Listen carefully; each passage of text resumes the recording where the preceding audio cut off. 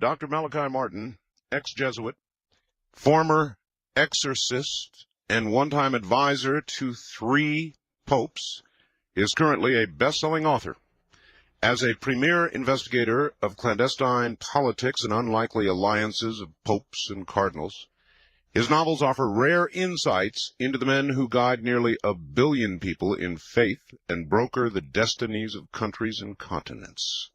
As a member of the Vatican Intelligence Network, I didn't know they had one, under Pope John XXIII, Martin helped extend the church into Iron Curtain countries. In 1964, concerned about the corrupting influences of power, Martin was released from his vows of poverty and obedience after 25 years as a Jesuit. He left Rome for New York, where he did odd jobs until a Guggenheim Fellowship enabled him to write his first bestseller, Hostage to the Devil. It was followed by The Final Conclave, Vatican, 3 popes, and the Cardinal, The Keys of This Blood, The Jesuits, and apparently many others. He's a very prolific author. To give you some idea of how he is reviewed, Forbes magazine said, "No spiritual journey is complete without a Vatican page-turner by Malachi Martin." Sacramento Bee said, "It is to Martin's credit that his real-life fictional cardinals have flesh, blood, and bone, sometimes the heart of a South Chicago ward healer." The Dallas Morning News said, "In biblical times, they would have called him a prophet." Publishers Weekly said, "It is impossible not to be impressed with Martin's profound knowledge of men, issues, and history." I could go on and on and on and on. For 30 years, as a Catholic priest, Dr. Martin did exorcisms. So from New York City, staying up late, here is Dr. Malachi Martin. Doctor, welcome to the program. Well, good morning there, Art. How are you? Oh, I am very well, and I am so honored to have you here. No, I'm really privileged to be talking on this vast network. It is really universal. It really is universal now. It's amazing. I heard you describe it from north to south to east to west. Oh, yes. Covers a lot of territory. I'm not, my background, doctor, is not Catholicism. I'm not Catholic. My wife is. So I'm going to stumble and bumble, and I hope you'll bear with me. I doubt if you could stumble and bumble in anything. But anyway, we'll take that as a simple statement. And take this also as a simple statement. Many years ago now, you can tell me how many, yes. The movie The Exorcist came out. Yes. It was the first of its kind, really. Major movies, and it scared the hell out of me. Be honest with you. And as no movie, even with all their horrible little monsters, ever has since. And I'm not sure why. Funny? Isn't that funny? Isn't that interesting? I find that very curious. I really do. Even more than any of the Dracula and the Frankenstein films. Even more than the movies with Alien, where monsters are popping out of people's bellies and all sorts of horrible things. Yes. And I think the reason is because I viewed The Exorcist as real. Yes, I think so. It did touch on a chord, the existence of a demon, which could, on occasion, inhabit the body of some human being. I think that might be the element, and it was set also, that particular picture was set in Washington, real lifetime Washington, and you had real live-looking characters undergoing these horrible contortions and distortions. So I suppose it did. The fact is, Art, that at the back of our consciousness, at least in, I was going to say in the West, but then I know it's the same in India, it's the same in China, it's the same in Japan, and in Latin America. At the back of our consciousness, there's always a fear of the evil one. Yes. Well, there may be a reason for that. The evil one. Now, let me start there by asking you, is there a difference between possession by the devil and possession by a demon? Yes, there is. you see, the mythology or the legend or the doctrine or the teaching, whichever you want to regard it as, it holds that there is a major evil spirit called Lucifer, and there is another one called Satan, and they are accompanied by, or they are among many smaller demons, and these do attack and possess human beings in their will and their intellect. That's the general sort of picture you get from books and studies and doctrine and teaching about the devil and about evil. And I think what I was saying was that I think at the edge of our consciousness there's always the fear that perhaps indeed there is such a thing, if we don't believe it. We Catholics do hold it, and Christians in general do hold it, but there's a consciousness there's some evil spirit at work. It could be in our world, and we're afraid of it. And that it can, according to the belief in many parts of the world and in many parts of history of man, there is the possibility of being possessed, of one's body being dominated by such an evil spirit and used for nefarious ends. Doctor, is the devil a fallen angel? Is that correct? That's the idea. They are all fallen angels.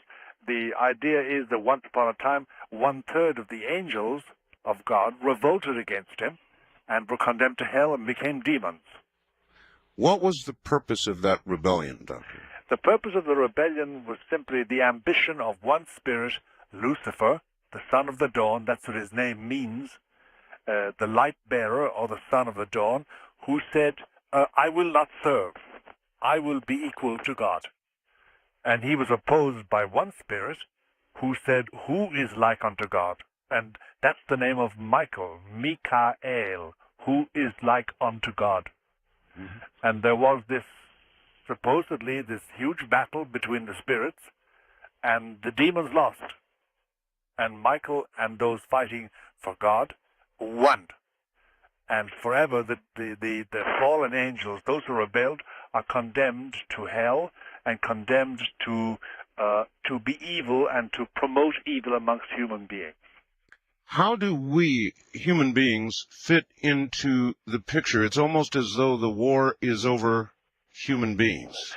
Yes, it is over human beings. The teaching is that once upon a time God envisaged the world inhabited by men and women and served by angels.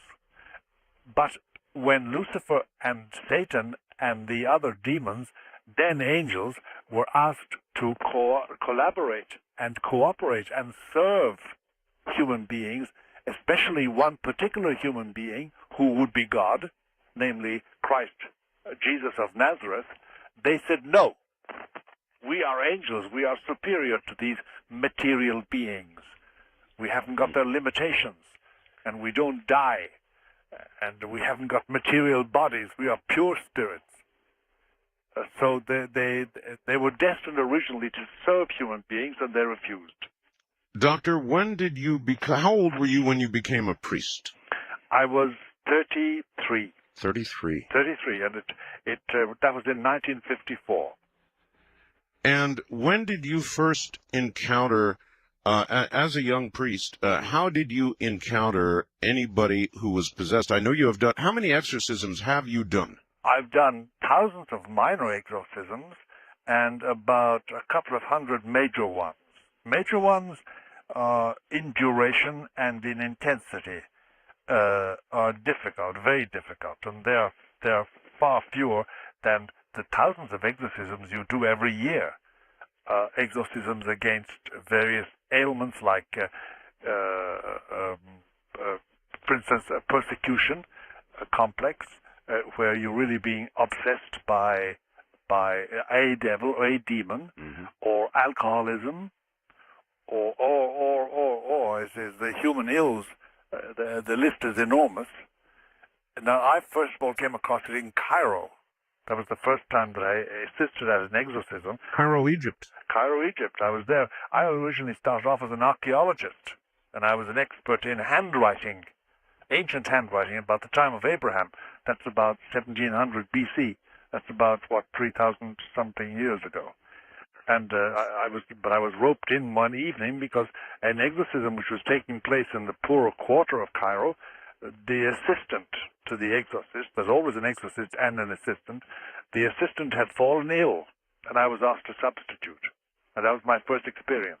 Well, it is my understanding. Again, I'm operating from total ignorance here, other than the movies that I've seen. And Yes. it may be all wrong. But my understanding is the Catholic Church does not lightly undertake to do an exorcism. No. How does it decide? It decides this way. All right, so somebody comes to the church authorities and saying, look, my uncle, my brother, my wife, my sister, whatever it is, they are showing very funny signs. And there's usually in every good, well-run diocese, there's an exorcist, that is a priest appointed by the local bishop to deal with this. So the first thing you do is examine them, get them examined by a doctor, and find out, are they physically sound? Certainly. See, there are ailments like La Tourette syndrome, or Huntington's chorea, or a simple tumor on the brain, which produces phenomena, produces events in a person's life that look very like possession, but are not. So you must first of all satisfy yourself that there is nothing physical, no physical basis. Then one or two expert psychiatrists, usually people who don't believe in God, by the way, because they're skeptical, must tackle you and find out, are you just plain loony, or is there something they don't understand? And Sure. They come back with a report saying, well, the pattern is normal, we can't explain it. Then the church authorities generally say, okay, let's try exorcism. And in the first 20 minutes, believe you me, in the first 20 minutes, everybody at an exorcism ceremony, knows whether it's genuine or not. It's quite clear. In the longest or the hardest exorcisms, how long typically might it go on? It can go on for the classic one in the United States was about 2.5 years long. 2.5 years. 2.5 years, yeah. It's been written up very recently by a simple reporter who simply chronicled the entire thing. But I've assisted at ones which went on for 17 weeks. My goodness. We measure it in weeks. Sometimes it's only a week. Sometimes it's only hours. It depends. It depends on the tenacity of the demon in possession. It depends on the antecedents of the person. It depends on so many factors you just can't predict. You go into it blind in that sense. You said, you said demons. So the majority of possessions are by demons. That's right, they are. All true possession is by demons. Now, you see, there's a distinction between possession and obsession. Obsession is where somebody is being bothered continually by, for instance, cases I have in hand at the present moment are people who are bothered continually by appearances of animals with human faces bothering them, or pressures on them at night when they want to go to sleep. Yes. And funny faces and funny things happening to them. And you finally, when you rationalize it all and have the person examined physically and mentally, you come to the conclusion there are objective events taking place, and they are being bothered and obsessed by a demon, and then you set about chasing that demon away. Of those that have gone past the medical doctor and Yes. the psychiatrists, Yes. what percentage would you say turn out to be actual cases of possession? My experience would say about 80%. 80%. 80%. Then I would also ask, you said examined by two psychiatrists who Right. do not necessarily believe in God. That's right. Generally, I've always tried to use the services and the skills of psychiatrists who will tell you I'm an atheist.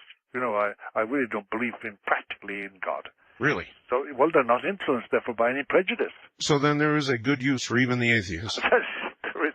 Although I must tell you that I've only found one or two psychiatrists who wanted to assist at an exorcism, and generally, one of them I wrote about, Dr. Hammond. He simply gave up all psychiatry. He did. Once he went into the real thing. Yes. My question was going to be, how many people who thought they were possessed were diagnosed, in your opinion, incorrectly by psychiatrists who might tend to, because of their own prejudice, want to claim this apparent malady as their own territory? So how many never made it to you because they were incorrectly diagnosed? A very great number, especially when we come down to a thing called MPDs. It's an abbreviation used by psychiatrists for multiple personality disorders. That is, say, let's take the name Hilda, and Hilda says that she becomes Mary in certain occasions, then Right. she becomes Joan on other occasions, Right. and she becomes Geraldine on third occasion, multiple personality disorder. And for a long time, MPDs were simply analyzed as MPDs. And then, under certain circumstances, they began to find out that it was much more than that. It was a case of demonic possession. And that has to be very carefully distinguished, because you can make a dreadful mistake and think a true MPD is possessed, or vice versa, that a person really possessed is an MPD. Well, then I would ask, I guess, can a person be possessed by more than one entity? Oh, yes, and the same demon can possess 3 people at the same time. Oh, my. It all depends. The variation is tremendous. And nobody, you see, Art, this is a very dirty, unhealthy, inhuman, insalubrious, wicked, and unnatural process and event. And nobody should touch it with a barge pole except somebody trained, and even then to be very careful, because it's highly dangerous. For instance, if you start any nonsense, real exorcism, and a lot of people don't know the difference between that and therapy, the difference between that and prayer, healing prayer, deliverance prayer, as they call it. But if you start something like that and don't finish it, you're going to have trouble for the rest of your life. Well, I was going to ask you about the danger to yourself, and I will do that when we come back. Dr. Martin, stand by. We'll come back to you in a moment. Sure. We're at the bottom of the hour. My guest is Dr. Malachi Martin. For 30 years, he did exorcisms and was in the hierarchy of the Catholic Church. It's going to be a very interesting evening. I suggest you stay right where you are. Once again, here I am.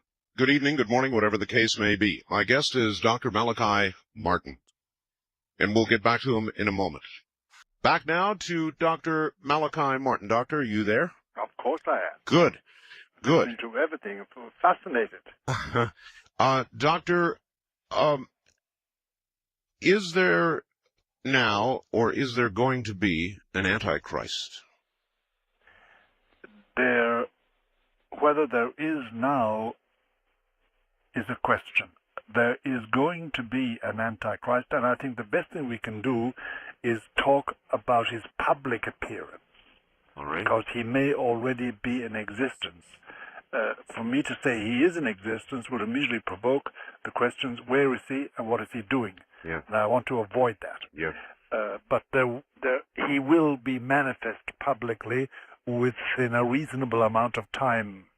Most people who are 20-something or 30-something will come across Antichrist in their life. I'm 76. I may not. How will we know him? We will know him by 2 main qualities. First of all, he will arrive at a time when we as a race have what looks like insuperable problems. Supposing we discover we have really insuperable environmental problems. Yeah, yes, sir. Supposing we find we have insuperable health problems, a disease, Yep, wasting nation after nation. That's the first thing. He will have solutions for those problems. He will have wise solutions that are real solutions. And number 2, the result of his intervention and the result of his solutions will be such that people will say, you must be God. And he will accept that. attribute. He will accept that. Yes, he will accept that. Those are the 3 marks of the Antichrist. Well, you've already done it to me. You're already giving me chills. I've been a talk show host, Doctor, for about, in this incarnation, 13 years, That's a long time. doing this program. And in the last several years, Doctor, I've begun to observe something that I just picked a word and I began to call it the quickening. And it's a very good word, Art. it's a very discerning word. You must speak from experience. Well, you must. I speak from watching the news of what man is doing by the day, yes. Doctor. And by this quickening, I mean socially. I'm watching these horrible things happening. Yesterday is just an example. In Sacramento, a man was holed up and killed his 2 children in front of his wife, and then in front of his wife killed himself. This kind of senseless, mindless, unbelievable behavior socially. And it's not isolated. My God. I know it's not isolated. Politically, Doctor, I look around and I see no sense to what is going on. We have lost our way. We have lost our way. There's no doubt about that. Could I stick in something at this moment, Art? Could I make a remark? You may indeed. There is, in Scripture and in tradition, and by the way, I'm a Roman Catholic, so I'm not sort of dependent on the Bible as Protestants are, and that's their choice. But there is a thing called the mystery of iniquity, and it's a very constant teaching of the Bible and of religious men and women, and it's this, that evil is allowed from time to time to so dull the senses of men and women and to so disturb the equilibrium of their minds that they do real crazy, mad, bad things. Mm-hmm. And here is the point that gives me a chill. I'm 76, and I noticed that in the last 20, 25 years of my life, the incidents of such disequilibrium, the incidents of that seem to be much more frequent than when I was younger. Yes. Much more, there are much more shocking things happen, and it's not that we're getting to know them. No. The world was connected at that time. Communications were slower when I was young, say when I was 25, or when I was 20. But all the news got around, but we never heard such a plethora of shocking, unbelievably violent, unnatural happenings to ordinary people. So the mystery of iniquity seems to be pressuring, and the idea in the teaching about the mystery of iniquity is that there is a darkness, a mental darkness that closes in and makes ordinary people do the most extraordinary and shocking things. Well, that's one part of it, a horrible, scary part of it, but also you mentioned the environment. Yeah. I've been monitoring stories lately, Doctor, about the ozone, about deformed frogs, which are said to be an indicator species.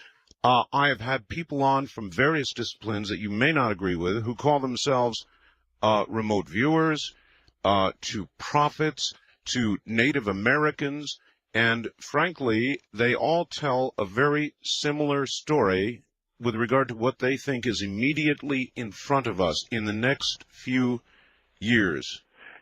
I happen to agree with them. I happen to even have gone further in my thought than merely agreeing with them. I think there is a case of radiation. I think that we are being radiated in such a way that it distorts the chemical balance of our system, our mental system. And that slowly but surely, a vast section of the public is being dulled, doesn't see what's happening. Yes. Doesn't realize what is being done to them. These slowly boiling frog. That's right. I mean, the frogs thereby. There was one example of a frog reported here in all our papers in North America, of a frog with one eye in its head and the other in its mouth. Yes, I know. The distortion, the complete ruination of nature. I'm afraid I can tell you more, Father, from the north central part of the United States, across to Vermont, to Montreal, even in Japan now. Yes. Deformed frogs with 4 to 6 legs, as you pointed out, eyes and throats, missing eyes, and I could go on and on. Horrible deformities. Something's happening. Well, and then, by the way, we should also add things we are not told in public. The deformed babies that are born in a section of Europe which is also covered by the Chernobyl explosion, but also simply happening, deformations of adults as well as children. And they're not reported widely. Doctor, a report 2 days ago from London of an abnormal amount of deformed fetuses in Britain. Britain is experiencing more radiation, ultraviolet radiation, as a result of depletion of the ozone right now than are we. Sure. Then, by the way, there's a thing goes, we're touching a sacred cow when we touch on it, and that's nuclear energy. Yes, sir. I'm firmly convinced from the evidence that, and the evidence by reputable scientists, these are not crackpots. They're men who have engaged in Nobel Prize activities in chemistry and in physiology and economics, and they can point out the effect of radiation on the human frame, especially on those parts of the brain that deal with moral and ethical judgment.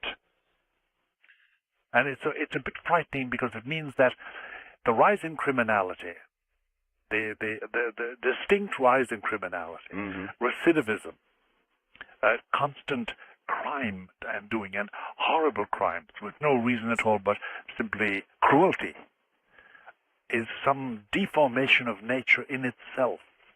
And I'm afraid it's on the increase, not on the decrease. Is it reasonable to ask you when a human being is possessed by a demon, what is the purpose of the possession of an individual? The destruction of that individual's soul to such a point that it must end up in hell. Hell being a place, a location, an existence which is totally separate from God. The belief is that everybody was created to be happy forever, and God wants everybody to enjoy heaven, the joys of heaven, the perpetuity of heaven, the peace of heaven, and the ecstasy of heaven. The demons, excluded from that and barred from it because of their rebellion, want to make sure that as many human beings as possible don't attain it. And that is done by possession, and possession is a funny thing. It's a funny operation. It never starts suddenly. You don't wake up in the morning and say, gee whiz, I'm possessed. You know, it doesn't happen like that. It's like any addiction. It's like anything that happens slowly. It's bit by bit. Bit by bit, I cede control of my will and my intellect to a demon. And one day, the possession is complete. Is this a fight, Doctor, between an individual's will and that of the demon? Well, usually, to be more accurate, it's a fight between the will of the exorcist and the will of the demon. Well, I guess I meant before you've, or somebody like yourself has met up with this possessed individual. Yes. As the process of takeover is underway, yes. Is it a fight between the person's... Yes. Yes. Yes, it is, between the person's will and the demon intending to possess. Usually the tendency or the attempt to possess is through deception. For instance, we have, in the northeast corner of America, since 1975, we've had a huge increase in the following type of possession. A young man, say 30-something, 40-something, a young woman, will come and say, look, when I was in college, when I was studying, when I took up residence as a doctor or a lawyer, whatever it was, I made a pact with the devil. I needed money. I needed a position. And I asked him to help me, and he did, but he took over my will and my mind. Now I want to get rid of it. How do I get rid of it? Well, we have an increase in that phenomenon, which I never thought we had. Some of them don't even believe in God. Some of them are Jewish, some of them are Buddhist, some of them are Christian, some of them are Protestants or Catholics. There's no profile of the possessable person. Once you have issued such an invitation, is there any way to go back? If it has been taken up, then Yes. your only recourse is exorcism that we know of. There may be other recourses. We don't know of any recourse except that. Are there cases in which a possession is not obvious? Yes, I would imagine there are many where the spirit has simply won and is in firm control. I would think that the people who come to you are those who are sort of in the middle of a giant battle. That's right. When you find somebody, you know, the typical things of somebody throwing themselves on the ground or cursing and spitting and protesting and defecating, urinating and all sorts of protest. What they're doing is protesting, saying, help me. Yes. Help me. The perfectly possessed, we call them the perfectly possessed, are those that are completely at peace. And I've known several of the perfectly possessed, and I avoid them like the pest. And you know them only by almost accidental means. Sometimes they're perfectly normal, by the way, and they've got great business property. They're married. They have children and wives. They've put down responsible jobs. There's nothing wrong there. Now and again, just now and again, it's as it were, a veil is drawn aside, and you see somebody you don't know at all. You just don't know this person, this man, this woman. And there's a completely alien look, a completely alien attitude, and they breathe alienation. And you know then, if you have a nose for it, you know then that they're perfectly possessed and there's nothing to be done about it. The first man I knew like that was called Beedham, John Beedham, and it was a frightening experience because I had known him for years. In other words, their pact, their deal, they are at peace with and comfortable with their deal. Right. That's right. And they have passed through the usual Satanist rituals too. The three Satanist rituals: the power of inflicting pain, the power of hating, and the power of burning fire. Fire is part of the Satanist and the Luciferian development. And they've passed through all those with flying colors. Doctor, I want to circle back for a second. Sure. You scared me quite well. You said, and this was going to be a major question for you this morning. Yes. I talked to you about the quickening. Yes. I didn't even get to all the facets. To me, it's many, many things. But you said there was a huge increase in the number of possessions, and I was going to ask you that. To me, that just adds to the pile. That is true. There's more now. It's about, since 1975, when I really started in earnest exorcisms in the United States, it's about 800% increase in frequency. Frequency. And it's extraordinary. It's extraordinary. And the one part of the phenomenon is this, Art, that now, for the first time, exorcists and psychiatrists are working closely together, and I work with psychiatrists. I do the spiritual side of it, and they do the psychiatric end of it. There's always a psychiatric preparation and follow-up on after an exorcism. You mentioned that one psychiatrist simply gave up psychiatry. That's right. I gave him a code name of Hammond. That's not his real name, but he was very, very skeptical about it all. And finally I said, okay, Doctor, look, if you insist, but you must have some protection. He wasn't a Catholic, by the way. But he was a very honest, sincere man. I didn't mean but. He was. And once he went through it, that was it. He would never touch another possessed person. He would never touch psychiatry ever again. He went off and did something. He was a qualified doctor and became an only MD. And confined himself to that. Doctor, how frequently do you think psychiatrists who are treating patients, or what percentage of their patients might indeed, instead of suffering psychiatric problems, be suffering some form of possession? Well over 50% of the cases I have observed. Wow. Well over 50% are really possessed by demons, and of course nothing can be done about it. They're diagnosed as schizophrenic, or as MPDs, or as whatever, and there's no succor for them. There is no succor or help for them at all. When you have done your job, and when we come back from the top of the hour, we'll talk about what an actual exorcism is like. I guess Yes. I want to know. But when you have done your job, Yes. and it's all over, and the demon leaves, Yes. where does that demon go?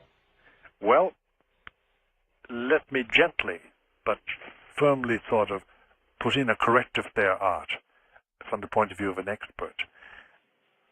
The demon has been deprived of a place, a location, a human person, in which to exercise power. Therefore, they're confined to where they originally were, which is hell. They go back merely to suffering, because their suffering is intense and perpetual and non-stop.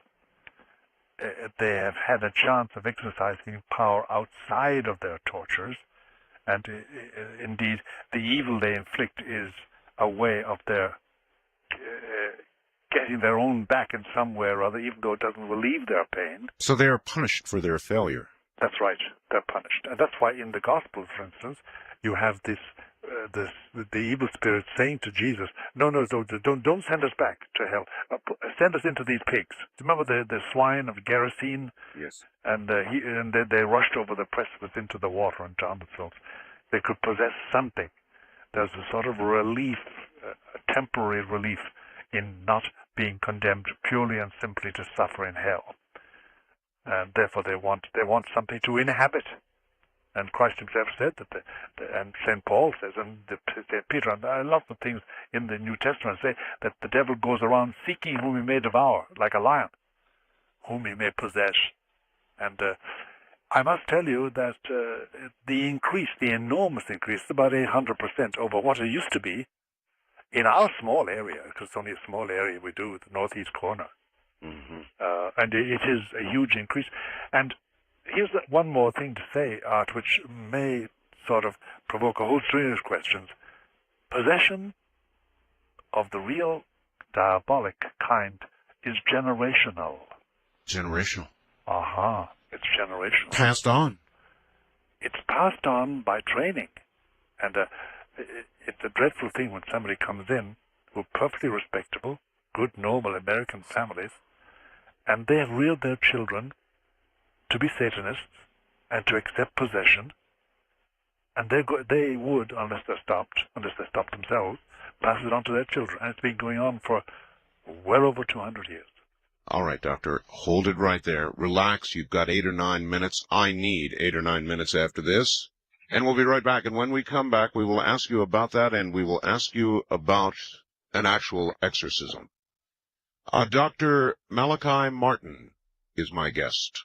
I think I'm glad we're taking a break. We're going to do that right now. We'll be back with more. You're listening to The American. All right, let me tell you a little bit about Dr. Malachi Martin.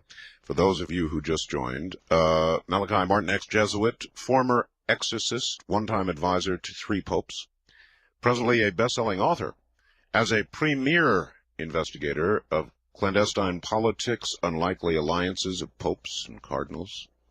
His novels offer rare insights into the men who guide nearly 1 billion people in faith and broker the destinies of countries and continents. As a member of the Vatican Intelligence Network under Pope John XXIII, Martin helped extend the Church into Iron Curtain countries. In 1964, concerned about the corrupting influences of power, Martin was released from his vows of poverty and obedience after 25 years as a Jesuit. He left Rome for New York, where he did odd jobs until a Guggenheim Fellowship enabled him to write his first bestseller, Hostage to the Devil. It was followed by the final conclave, Vatican, 3 popes and the cardinal, the keys of this blood, the Jesuits, and many, many more. Born, by the way, in Kerry, Ireland, in 1921. He has done many, many exorcisms, and that is generally what we're talking about right now, and possession. I'm trying to understand possession. And we left off last hour talking about the fact that it apparently is generational, Doctor, generational possession. Yes, it's let me explain that. It's not that possession is passed on with semen, passed on with genes. No, no, no. It's that the same demon inhabits the members of the same family for generations, consensually. He is nourished by them and kept by them and satisfied with them. The children are trained in it, and they perpetuate it in their children. It has gone on for generations. It's generational. And sometimes unwillingly, we have cases in hand, for instance, of daughters to whom their mother attached her familiar, her evil spirit, and then we have the job of ridding them of that. And it takes time, and it's painful and anguishing. How does a person know? Does a person know? I mean, is in the mind or the soul of the possessed? Yes. Is there always knowledge of that possession? There is, but it can be limited knowledge, and it can also be inhibited knowledge. Some of them can't even tell you about it. Some of them can. It depends on the particular type of demon. There are many types of demons. Some of them are quite intelligent. Some of them are very stupid. Most of them are specialized in one thing and one thing only, and that's all they can do. And it's a reflection of some gift as angels which they had, now distorted as demons. And in these matters, as in everything connected with it, go to the experts. Don't try and do it yourself. And then do not. There's a big confusion out which we should clear up for everybody, and it's this. There are many healers and deliverance experts, and many people will undergo lengthy prayers and incensings and various ceremonies. But the truth is this, the horrible truth is this, that if there is a demon in your life, and he dictates your behavior at least in one province of life, one area of life, he can only be expelled by direct confrontation, by somebody with authority to expel him. So when I say him, of course, spirits have no sex. They're not male or female. I just use him in the generic sense of the English word. But it's the confrontation. It's not a prayer. Gee whiz, it was a prayer, to be very simple to get rid of them. All right, this is something I want to ask about, if I might for a moment, Doctor. Sure.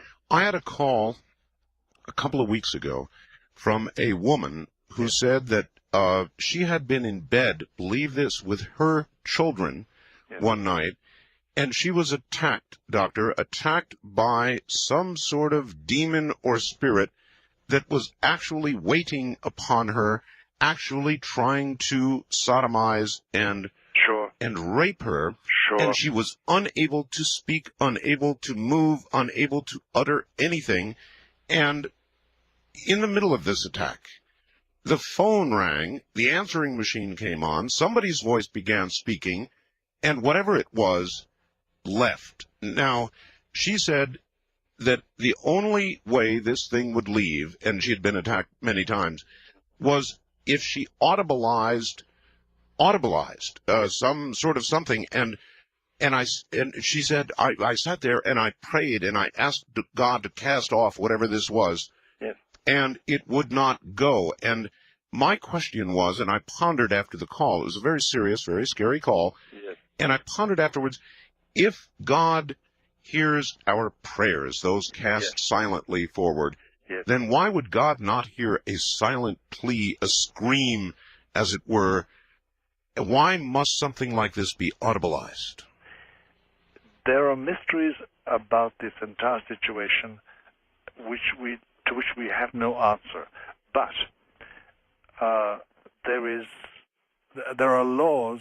He has set up laws governing the existence of man and woman, and one of them is that audibilizing something does make a difference. And it can be as simple as this, that the attention that a demon requires of the possessed person, or the person they're going to violate, can be, that possession can be distracted their will can be diverted, their mind can be diverted from being, as it were, hypnotized, being held by some audible voice message from another normal human being. And God knows what grace of God that voice brings with them. But that it does happen, that audibilization does have an influence, there's no doubt about it.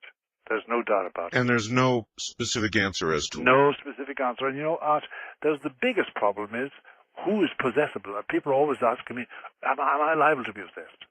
And we have tried to create a profile of the possessible person, but we have found that neither sex, nor education, nor color, nor race, nor education, nor riches, nor poverty, nothing makes a difference.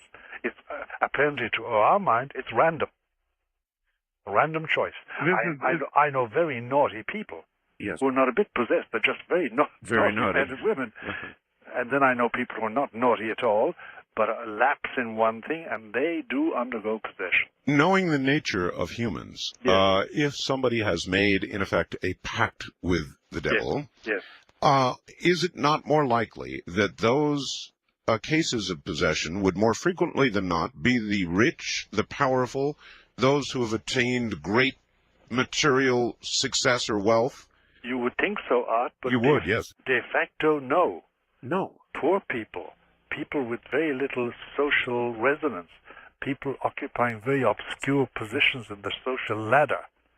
Everybody is susceptible to some ambition, something they want, either for revenge or for self-satisfaction or for self-advancement, and everybody is liable. So the pact could be something as simple as the wanting or the wishing of a mate or the attention of somebody of the opposite sex, or that's right, to get married. To get married. This man, to get this woman. Yes. You see, for instance, if I could do this, now I want to take the following example, but with great care. Do you remember Susan Smith? Yes. Brown to 2 children? Of course. Now, for an exorcist, the pattern is very clear. The children were in her way. Yes. Of her ambition, whatever that ambition was. It concerned a young man. Yes, it did. And an exorcist could say about that, it was obvious that they were used as obstacles, they were used by Satan to possess her will and make her commit the grievous sin of matricide. Because she was convicted of that anyway, so I'm not accusing her of anything that she's not convicted of. Right. But that would be read by an exorcist as a typical example of possession of the will of somebody to commit a very evil act just for the sake of doing evil, because that's the whole point of the demon, to do evil for the sake of evil. Should somebody like you have consulted with Susan Smith? Well, if I was asked to, generally we people, we're very chary about intervening at all. And there's enough work on our plate to keep it going. But, yes. Can somebody, doctor, of any faith be possessed? Yes, of any faith. Doesn't matter. Of no faith at all. Would a Catholic priest perform an exorcism on a non-Catholic? Yes, he would, and we do. We do. Now, it's much more difficult because you can't call on their faith. Except faith, they generally emerge from an exorcism, a successful exorcism, with tremendous faith in God. Not necessarily Catholic faith, but faith in God. Speaking for the layman, there are many people walking around listening right now who are no doubt scared to death because at one time or another in their life, they have probably in a moment of despair or a moment of need said, I'd make a pact with the devil if I could just have so-and-so. And they're probably thinking at this moment, there's a pretty good chance they may be possessed. You can't be possessed without knowing it. And you can't be possessed against your will. You may wish all day and all night for the devil to come and sign a pact with you, as it were, a Faustian principle, like Mephistopheles in the play of Goethe. But it can't happen without your knowing it and without you willing it fully, finally fully, bit by bit by bit, so that you needn't be afraid that you're possessed and you don't know it. No, that doesn't happen. Well, are there not, though, no doubt, many people who have achieved success or achieved that goal for which they made that dark wish, that moment, and they certainly must wonder. No, they know. They know. They know. They know. They know full well. And that's the darkest secret of their life. The dark, indeed. That sets them apart from wife or husband or lover or mistress or brother or sister. And you say you have seen these people. You know these people when you see them. Oh, yes, you do. You meet them in the street. You meet them in cocktail parties. You meet them at dinner parties. You meet them at meetings and conventions. And, of course, I must tell you that I get out of their way. I have enough of it. I don't want to confront them. I don't want to have anything to do with them, unless I have to professionally. Doctor, Catholic priests, how many Catholic priests are capable of or do within the church exorcisms? Nowadays, Art, unfortunately, a minimum.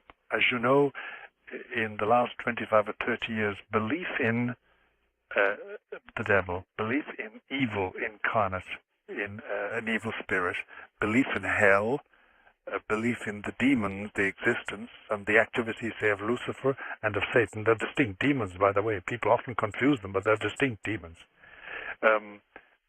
Belief in that has flagged, has got very weak.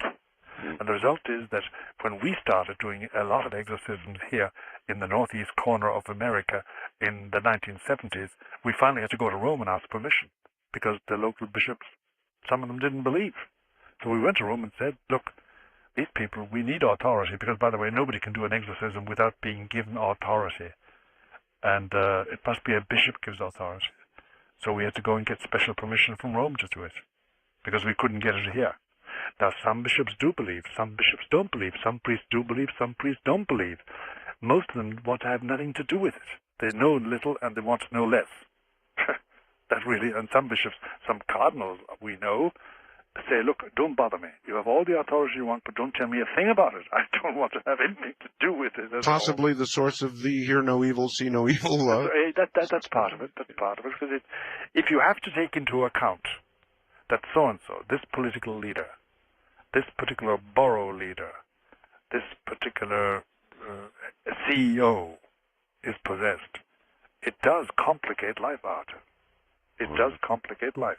If a big surgeon, a big psychiatrist, is by way of demonically possessed, it makes a huge difference. Can a person of faith be possessed? Can any person of faith be possessed? Can a person of great faith be possessed? No. Without the renouncing. The time comes when you're asked to make a change. You can't be possessed against your will, and if your will is strong in your faith, you can't be possessed. You can be obsessed, you can be bothered, you can be harassed, and harassed terribly. And the major portion of cases that occupy my daily dealing with this are cases of obsession and harassment, and it's terribly distressing. What about the demographics of possession? We saw The Exorcist. Can a child be possessed? No, except unless in exceptional cases you have children born and quickly developing at the age of 4, 5, with a will as strong as a person of 25, really. Mm-hmm. And they can undergo possession, but it's rare. It's very rare. They can be harassed and obsessed, and that's usually generationally on account of the parents, on account of an aunt, on account of an uncle. How, let's see, what's the right word? What word am I looking for? In a generational case of possession, does the parent actively teach this child in the dark way? Is it? Oh yes, they assign the child to their demon. They're satisfied with that. The demon becomes what they call a familiar of theirs, and they give it a name. They call it Philip, they call it George, they call it John, they call it James, they call it Mary, whatever. and they assign the child to it. They teach the child to do obeisance to it, and they make the child participate in ceremonies, Satanist ceremonies. Wow. There's a lot of that going on in America today? A lot. It's very hard to say a lot. That it goes on continually and sustainedly in certain areas, yes. And whether it's Boston or whether it's Montana or California or New Mexico, the place doesn't matter. The place doesn't matter. I must confess to you that there is a lot of very impressive generational cases are found or have been found, not all, but a lot of such cases have been found amongst old American families. The old traditional... Yeah. The old originally came over on the Mayflower kind of American families? That sort of business, yes. That sort of business, yes. It's a murky story and has never been written up properly, mainly because, well, it concerns family genealogies, you know, and it's hard to write that up and get it published, and then what's the point? But you come across generational possession and harassment, but possession too, in such families, such old families, whether they're Dutch Reformed or whether they're Puritan or whatever. I suppose getting it in print, one reason might be the truth, Doctor. All right, I meant to ask you about an actual exorcism. When we come back, go ahead and relax. We will do that then. Okay. All right, Dr. Malachi Martin is my guest.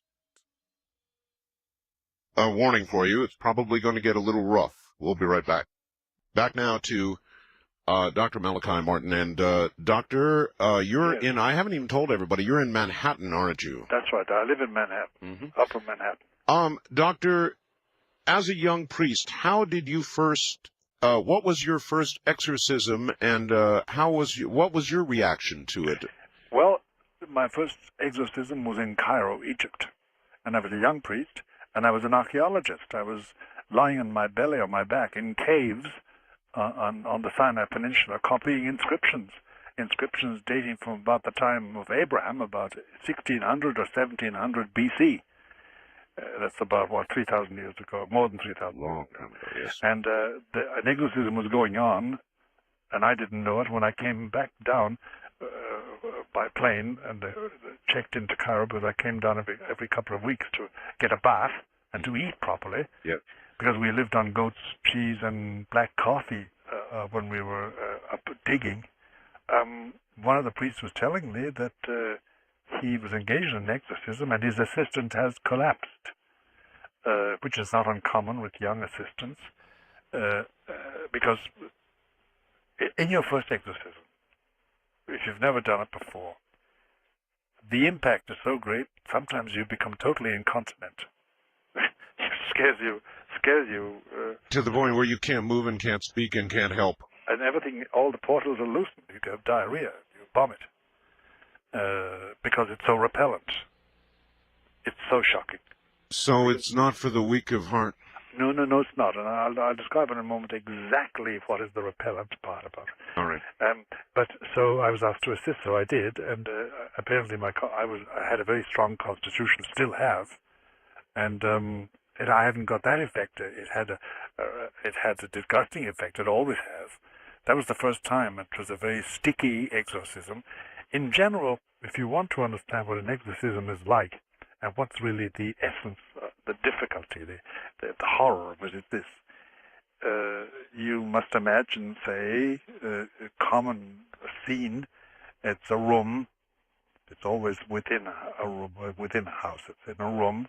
There's nothing on the walls, no nails, no pictures, nothing that can move. If the windows are there, they're barred with shutters. You don't have glass around the place that can be shattered. All of this is prepared. All this is prepared. And you have the person in question is either violent or not. Most times not violent to begin with. Mm-hmm. And there's either a bed, an iron bed, or a chair, or whatever. You have no table, but you have an exorcist with an assistant, and he has assistants there. The assistant is a priest, and then he has several other people, usually men, dressed in clothes that can take a lot of hardware, and they carry everything in their hands. They have to have a candle, and they have to have holy water, and they have to have the priest's prayer book, etc. Mm-hmm. Now, here's the point. I said before that people undergo a psychiatric examination, undergo a medical examination, and finally people say, okay, let's try exorcism. Mm-hmm. And I said that within the first 20 minutes, you know if it's a real case of possession, and then you're into it, and you can't withdraw. You can't simply say, okay, boys, let's break up and see each other next Monday. You can't do that. Once you started, you've got to finish it. Or else what? Why? Or else you are pursued by that demon. You are pursued. The Yes. exorcist. That's right, and everybody in that room has troubles. And the troubles can be extraordinary. I mean, I've seen assistants trying to hold somebody down and dropping the person and looking at each other because the person, for the possessed person, start telling one man what the other man did to his wife. Oh boy. Well, yes, yes, we've been through that too. And sometimes it's a lie, sometimes it's true, sometimes it's an exaggeration. Anyway, but after the first 20 minutes, what happens? In that 20 minutes, the following happens. Now, the temperature of the room may change. There may be a horrible smell. There may not be a horrible smell. All those are incidental things. The olfactory experience or the heat, the cold experience. But here's the real point. At a certain moment, if it's really an exorcism, and if we are in the presence of a possessing spirit or a threatening spirit, demon, everybody in the room, the priest and his assistant and the assistants, they know, and I can only call on some experiences of people listening to me, and you yourself, Art. You know there's something in the room that wants you dead, but dead. I mean, I've only been twice in my life threatened with real death, but really threatened. Once was in Czechoslovakia, and once was in America. And it's a horrible feeling knowing that unless something happens, you are going to die now. Yes. And that's it's like an invisible animal with claws, and it wants you dead. It really wants your life's blood. It wants you extinguished. Has it happened, Doctor? Has an assistant or an exorcist or anybody present at an exorcism ever been killed? Well, no, but they have died of heart attack. They've died of some form of internal health attack. None of them have been killed, exactly, except in one case. I wasn't present at it. There was a case in America where the person was flung out a window and defenestrated and killed 8 stories down. Well, out a window or a heart attack, it's dead. It's dead. But the point is that the experience is everybody in the room suddenly knows. You don't even look at each other, you know. Especially if you've done exorcism before with the same team. You know, this is it. We're now in that presence. And the point is this. Here's the point I want to drive home. It's a confrontation, not a series of prayers, of pious wishes, and of deliverance and healing invocations. No. This is a confrontation between the exorcist's will and the possessing demon or the harassing demon. And thereby, then, there comes the conversation. Because the exorcist has to find out the name, what the demon calls himself. If we want to speak about himself, it's not himself or herself, as we all know. But anyway, what their name is. And the name is usually a reflection of their function. What their function is as an evil spirit. And you have to get them to admit that. There are certain rules. You never answer a question put to you by the possessed person. You always fling a question back at them. How do you know when you are speaking with that demon? It is impossible not to know it once the person starts talking. It is impossible not to know. You know. Everybody in the room knows. And it's not a change of voice. Sometimes the voice is a big change of the voice. Sometimes it's a small change. But there's something, the manifestation of the spirit, when it's cornered by an authorized exorcist, is palpably clear, like the nose in your face. Everybody knows. and there's no deception about it, and it has this bone-chilling effect. So it's like a war. It's a war. It's a war. Once it begins. It's a real confrontation, and this is where people make a mistake about treating with evil spirits. If they think or suspect or know that they're being bothered, they attempt to take it on themselves, and you can't do it. You have no authority. Well, I was going to say, this is one of those don't try it at home things. In other words, that's right. You don't sit by a bed and attempt yourself, not knowing what you're doing, to say a nice little prayer that this spirit will leave the body. You can do that if you want to, and it's okay to do it, and it does relieve the pressure and the tension, blah, blah, blah, blah, blah, but it does not. It does not dispossess a possessing spirit. It does not. For that, you need authority. And this is the difficulty that Buddhists and Jews and non-Catholics sometimes come to us and say, we've been trying exorcism and it doesn't work. And one would laugh if it weren't so pathetic at times, because they must have it's only the authority of Christ can get rid of the spirit. And that's what takes place. And then that can be long or short. It can be a long game of cat and mouse, trying to trap the demon, trying to get it to concede, and then it lapses into complete silence or violence. Doctor, we hear of successes at the end. The story usually ends well. Are there failures? Are there times There are failures where it's total failure. And that is calamitous, because then that means the person goes ahead possessed. It means that the exorcist has sacrificed something for nothing. Because let me explain something to you, Art, which is very hard to explain, but there are parallels, analogies in life that helps. When you do exorcism, you give something, but you can't get back. It's like, for instance, any parent who is reared children will tell you, oh, I gave them so much love. Yeah. They're not talking about money or food, but they're thinking about what they gave of themselves. You give of yourself in love and affection and devotion and planning, etc., etc. And you can't get it back, and no parent wants it back, really. Similarly, with an exorcism, the exorcist gives, a little part of him dies, put it like that, and goes away and waits for him in heaven. Little slice of death. Yes, a little slice. And, for instance, after a bad exorcism, I mean a long, unhealthy one, you don't eat very much for a couple of weeks, and you don't sleep very deeply either. You can't. You can't. You've been locked in combat with a very, very insalubrious, unhealthy, anti-human, hating spirit that has communicated with you. For those not of faith, are there, during the course of exorcisms, actual physical manifestations in or near the person or around the person or in the room, as in the movie? Do things ever move? Do you actually...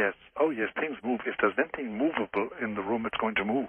If there are nails on the wall, if there are pictures, if there are windows that can be broken, they'll probably be broken. If there's something which is weak and breakable, it can break. It can move. So you want to have a very bare situation completely. And even then, the exorcist is not free once it's all over. I've been flung out of bed. I've been knocked off stools and broken my shoulder by the demon to get his own back, just to remind me he was there and to make me pay a price for the damage I did. This is like going to war. It's very much like going to war. It is a war. What most people don't realize is that there's a spiritual war on, and as St. Paul says, it's a war with the spirits. It's a war with the forces of evil, the invisible forces that want men's souls. Are there times as a priest where even the very best of men, Doctor, sometimes fear war reasonably? Does a priest sometimes fear entering this war when you know you are about to meet up once again with the worst? Yes, there's always that fear. And a very old exorcist gave me advice years ago in Ireland. I mentioned this to him, and he said, okay, but listen, learn to measure your love of God by the amount of fear in your heart. Which is a very profound statement. It is, yes. Because it depends on how much you love God. And if you really love Him as Father, as Savior, and as final end of everything, and as the beautifier, and as the creator of nature, the creator of all beauty in our lives, it can expel fear. But if you nourish fear, fear can grow and not quantitatively, but it can equal or surpass the amount of love you have in your heart. And then you're in danger, because that fear is going to make you despair. That fear is going to make you timorous. That fear is going to make you vulnerable. Love is the only thing that can cure it. Love is the only protection we have. You mentioned there were priests who do not believe that people are possessed. That's right. That's right. Do they carry that belief because of fear, do you think, for the most part, or? No, Art. The cases I have known are priests whose faith has been diminished.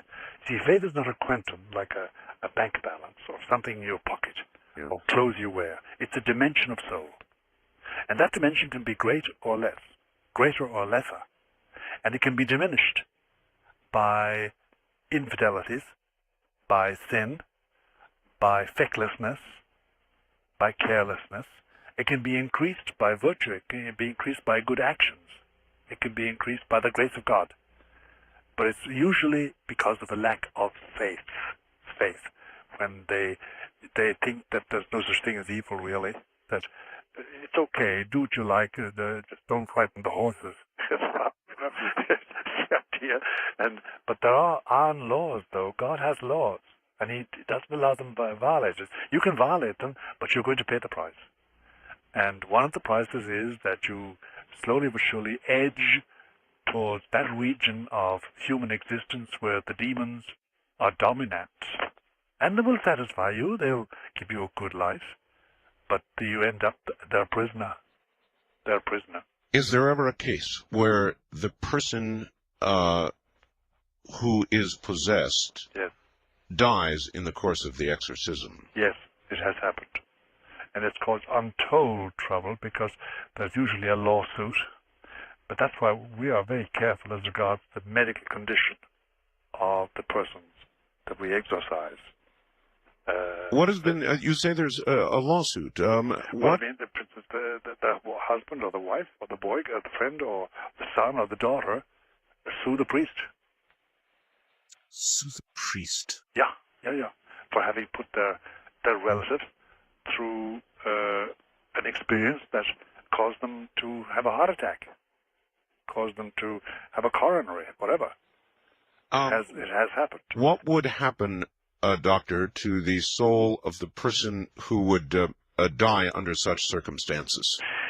Under those circumstances, we must say we don't know. There's always the chance. You know the old story between the bridge and the water? This man was pursued by his enemies of living in sin, and he tried to jump over a bridge and swim into the water, but they shot him. Yeah. But before his body hit the water, he had repented. There's always this. You never know. You just never know. I just wouldn't like to be in that position myself. Has that happened to you? Yes, it has happened to me. It has happened to me, and it's very distressing.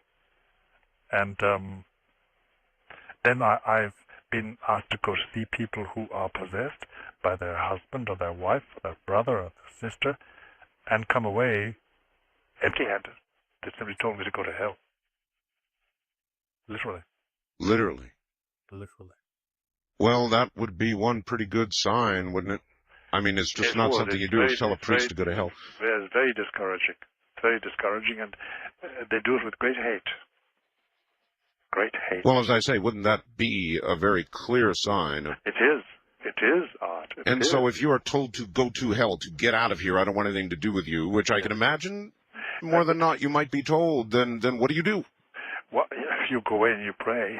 But, you see, for instance, if I go into the greengrocer and I find the milk he's supplying me is rotten, and say, listen, this milk smells highly, he'd say, listen, buddy, get the hell out of here. That's one way. That merely means stop bothering me.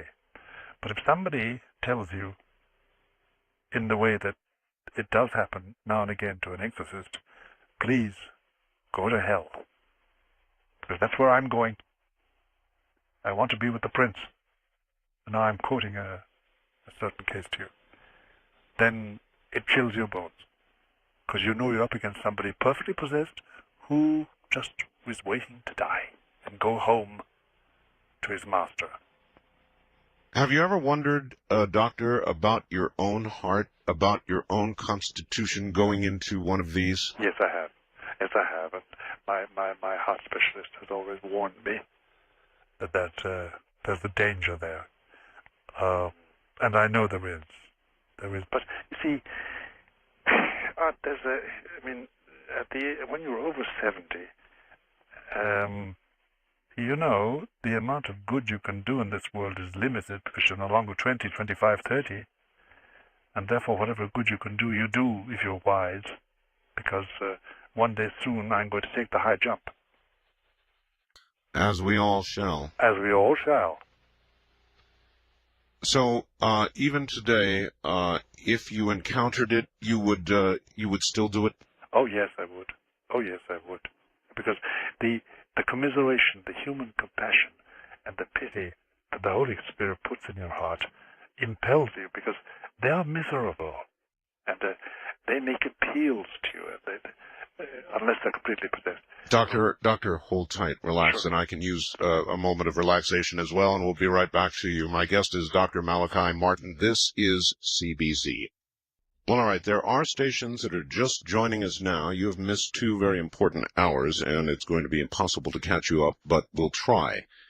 Malachi Martin, my guest, is an ex-Jesuit, former exorcist for many, many years, and one-time advisor to 3 popes.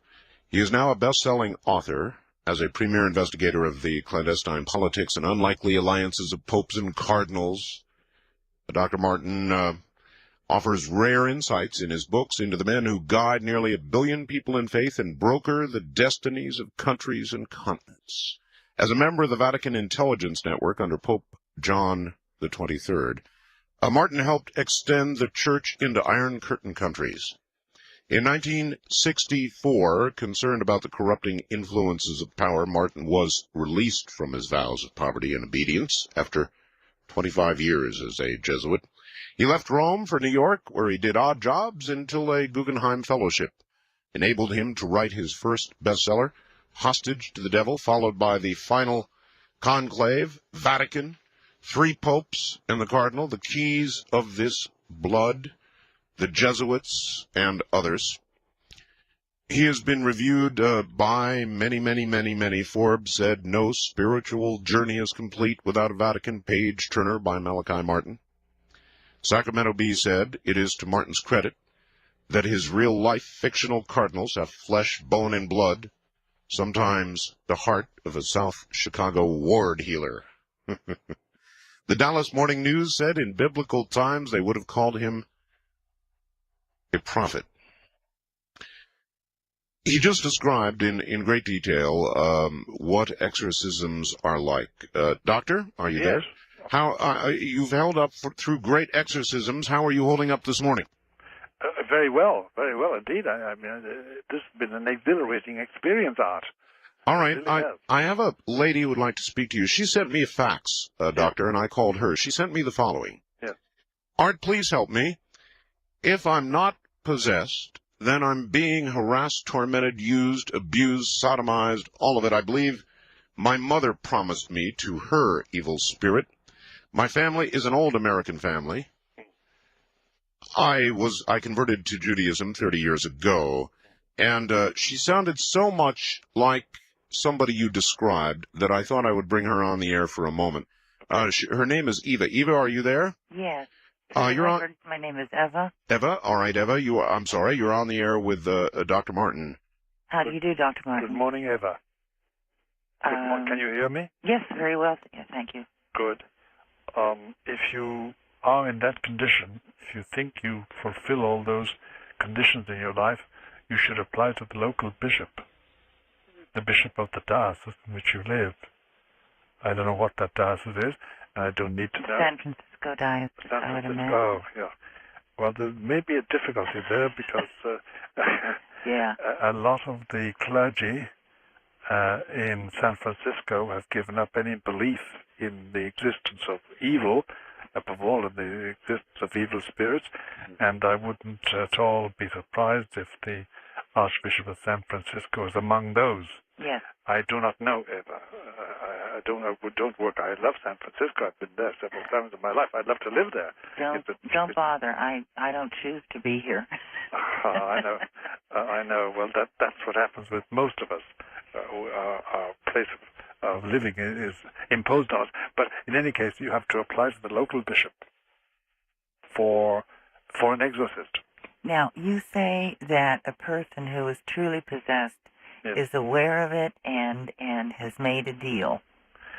Well, put it like this, yes. With conditions and restrictions, that's true of anybody who's possessed, partially possessed. Is or it a fully straightforward deal? What's that? Is it a straightforward deal? No, it's never straightforward. Never straightforward. No, it's never straightforward. You're always at the heel of the hunt in the matter. But you think it's straightforward, but it isn't. Oh, no. What I mean is what I'm trying to figure out. Yeah. In a way, speaking with you is a dream come true. Uh-huh. And it's also a bit of... Thank you very much for saying that. A bit of a nightmare. I know, Eva. Well, apart from anything else, I promise you that when I say Mass this morning, which I shall after this broadcast, I'll give you a first intention in that Mass. There was a time when I would have just laughed at that, but I know. I have tremendous respect for it now. You've acquired wisdom. My concern is for my grown married children. Oh boy. And my grandchildren. I'm afraid to people that I become attached to or involved with, and that does include my family. Yes. Bad things happen, and I'm really afraid to be around people. I'm thinking of a few deaths in particular, and I know. Stuff happens. Eva, I know exactly what you're talking about. I know exactly what you're talking about, and my heart goes out to you. It really does. What can she do, Doctor? She must find a good priest. Doctor, I would like to ask you a question. Sure. One other time, I was listening to a talk radio program, and a woman was on who all you had to do was call up and say your name and your age or something, and she would sense these stuff about you. And I called. Yes. And I gave my name and my age and so on. And she said, there's a very strong presence of a man who's been with you for about 10 years, and you really need to do something about that. And was it accurate? Yeah. It was accurate. Yes. And I didn't follow it up. It's really taken me close to a year to be comfortable with actually saying that. I know. Eva, I would be chary if I were you of any freelancer in this whole matter. No, I'm too terribly serious. You see, there's no doubt about it. A demon can have information about one without any reference to God at all, without any reference to our safety. I've already learned that. Yeah, they can know things. You need to be under the protection of God. Mm-hmm. And you need the authority of Christ to get rid of any harassing or obsessing angel in your life, because you don't sound as if you're possessed, but you do sound harassed. Yes, sir. And obsessed. Yes, sir. And that's the commonest form of demonic activity today. Now, explain this to me. I, at one time, was even fairly unfriendly about the Catholic Church, but there's been so much movement now that you'd have to decide to... There are so many factions. Yes, of course. Which is good, to my point of view. Yes. You say, give myself up to the authority of Christ. Yes. Through an exorcist. That doesn't mean to accept Christ as a savior. It just means to acknowledge the authority that Christ would have in this matter. That's right. Eva, but I must be frank with you. Once you admit Christ as having authority in this matter, and once you benefit by that authority, you'll find that he lives in your heart. Well, he was a Jew. Emma, we are out of time and we must go, but I think the upshot here is seek the advice of the Church of an Exorcist. What I'm saying is that I don't, it's Jew, Yeshu. I just don't want to leave it on that note. I am not, this much I accept about Christ the man and what a wonderful, I know that, important man he was. So. Well, yes, you want to put it like that. But let's leave it at that, Eva, but I'll be praying for you. That's a promise. All right. Doctor, I just got the following, and maybe you can tell me the kind of person that this came from. Dear Art, your present conversation with the priest is not without dangerous complications and consequences. I don't have to tell you just how many minds are listening to you on the radio. Minds that can be in turmoil, minds unknowledgeable of the subject and the danger. I beg you to end this conversation without delay. This is somebody who is afraid of what they're hearing. Yes, I can imagine that it would, to certain minds, represent a danger. But it can suggest things to people, and I'm sorry if it does. There's no suggestiveness in what you're saying or what I'm saying, but the outlining of a reality in our lives, the presence of evil, is surely something that we must admit and acknowledge, and not be blind. So I appreciate their fears, but I think they're ill-founded. Doctor, during the course of an exorcism, what things or messages do you typically hear from a demon? In that process, in that war, in that confrontation, what do you hear? You hear, if you lay yourself open to it, you hear reproaches about your life, your past life and your present life. If there's anything to be reproached, he'll throw it at you like mud. Then you also hear, if you allow it to continue, an exorcist must control everything. You hear a lot about what it could be like if we weren't bothered about details like religion. You hear a lot of deceptive suggestions and of peacefulness, and let everybody think and do what they want to do, the message. Then in the extreme cases, you get total blasphemy. They go after you, they try to challenge your faith. Of course, and it's very subtle. And you mustn't be shook by that. You mustn't be shaken by that. You must be able to deal with it and never answer a question, never take up something shoved at you. Always be in control. Yeah, Always give command. A priest is also a man with faults, with guilt, with all the things, perhaps fewer than the rest of us, but things that can be thrown into his face to make him weak. That's right, they can. They can shame him, and they can weaken him. And for that reason, he needs to be virtuous. He needs not to have sin on his soul. He needs to have cleansed his soul in confession. He needs to be cleaned. If he's not cleaned, the demon will know it.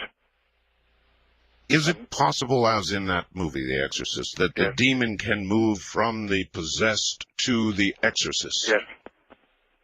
Yes. That's the danger.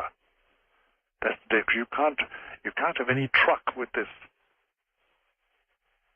unless you're in control. Do you remember doing exorcisms in which you weakened? Yes, I do. When I was momentarily shaken. Yes. By the shocking things said to me about God, about the angels, about heaven, about human beings, about human love above all. And the contempt and the despisement and the ridicule that human love is accorded by the demon when he really talks is something frightening. It's something frightening. And you realize then that all human love is useless unless it mirrors the love of God. So human love by itself is insufficient. It's insufficient. It can be ridiculed and mocked and imitated and reproduced falsely. When it is an echo of divine love, then it's divine. Speaking of false things, Doctor, is it possible or probable that a person taking drugs is more susceptible to the possibility of possession? Yes. Yes. In fact, there's a twist to that I'd like to give to it. You can, through exorcism, be rid of a drug habit. Because in many cases, not all, I'm sure, but in many cases, the lapse into a drug habit, the adoption of a drug habit, is the result of satanic influence, demonic activity. What you can get rid of it. What if you were to give out sort of a general piece of advice to people who are wondering about possession, what signs do you look for? If in your life there is some imperative coming out of left field, not of your choice, but commanding you, urging you to do something, to yield, to be controlled, and know that that can herald demonic activity. For instance, let me explain something to you. We heard a lot for a long time, we still hear a lot about transcendental meditation, and the essence of it was that you made your mind blank. Yes. You know? Yes. And you channeled. The difficulty, Art, is this. If you do that, you are sitting duck. You open the door and say, come in. And the same thing with the Ouija board. And the same thing with many channeling activities. It is not necessarily the board itself, that's just cardboard, but that's right. When you use it in that manner, you're issuing an invitation. That's right, and you're saying, the door is open, please come in, whoever you are. You can't do that with impunity. You can't do that with impunity. And many cases we're dealing with today start with a simple thing as the Ouija board, used as a plaything. But it got serious. Mm-hmm. Then there are spiritual seances of the same kind. Channeling. Waiting for the spirits to talk. Oh, they talk. Mm-hmm. Doctor, we talked about earlier the quickening. You talked about an increase in possession or exorcisms of 800%. 800%. In how many? In what span of time have we seen this increase? Since about 1969 to 1989, in that time. It's a funny thing. A lot of things have happened in that time in the world and in the Church of Rome, my church, about which I've just written that book, Windswept House. And a lot of it is negative. There's a lot of negativity. And there's been a lot of bloodshed in that time, by the way. And there's been a lot of environmental damage.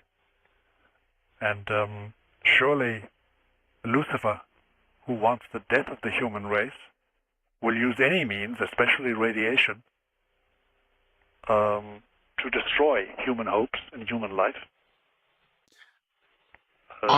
When we come back after the bottom of this hour, I would like to ask you whether we are approaching the final days. I want to ask you about the rapture. Okay.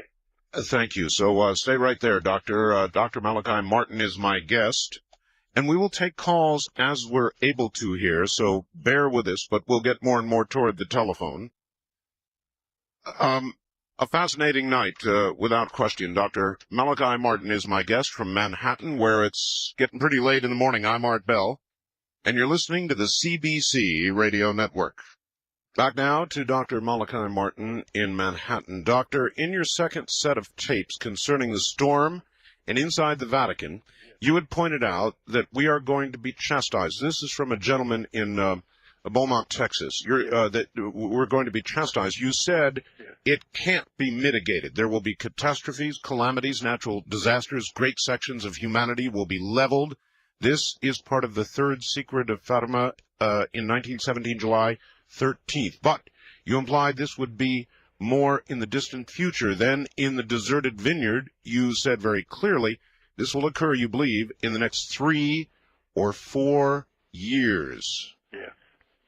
Yes. The time seems to be foreshortened as regards to what they call the chastisements, these punishments that are going to come upon us, and indeed are starting in a remote fashion. But I expect them. One can always be wrong. In spite of my reputation, I'm not a prophet art, but I expect them between now and 2000. But not definitive, not the end of the world, not the coming of Antichrist, not the final judgment, not the rapture. A great change. A great change, however. A very great change. And you know the old song, "Keep your eyes on the skies."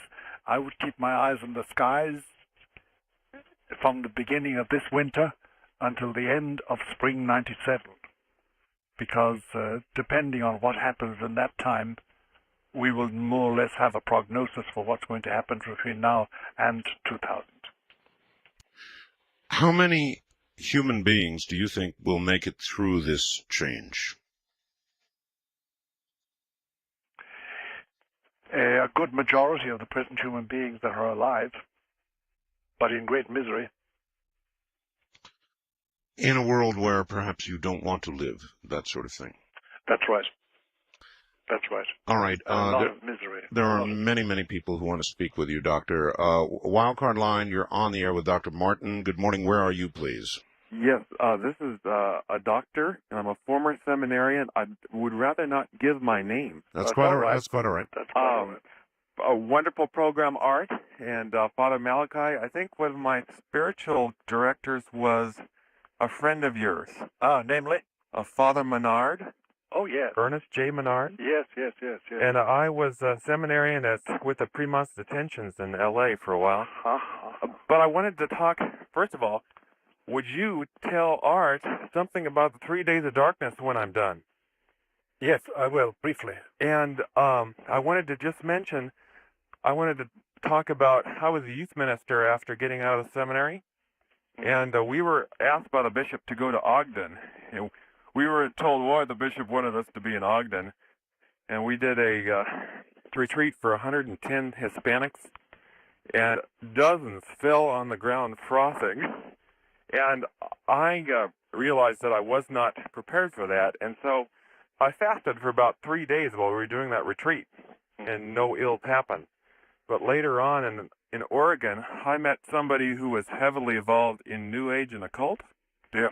And I got an inner word that said, get out of the room fast.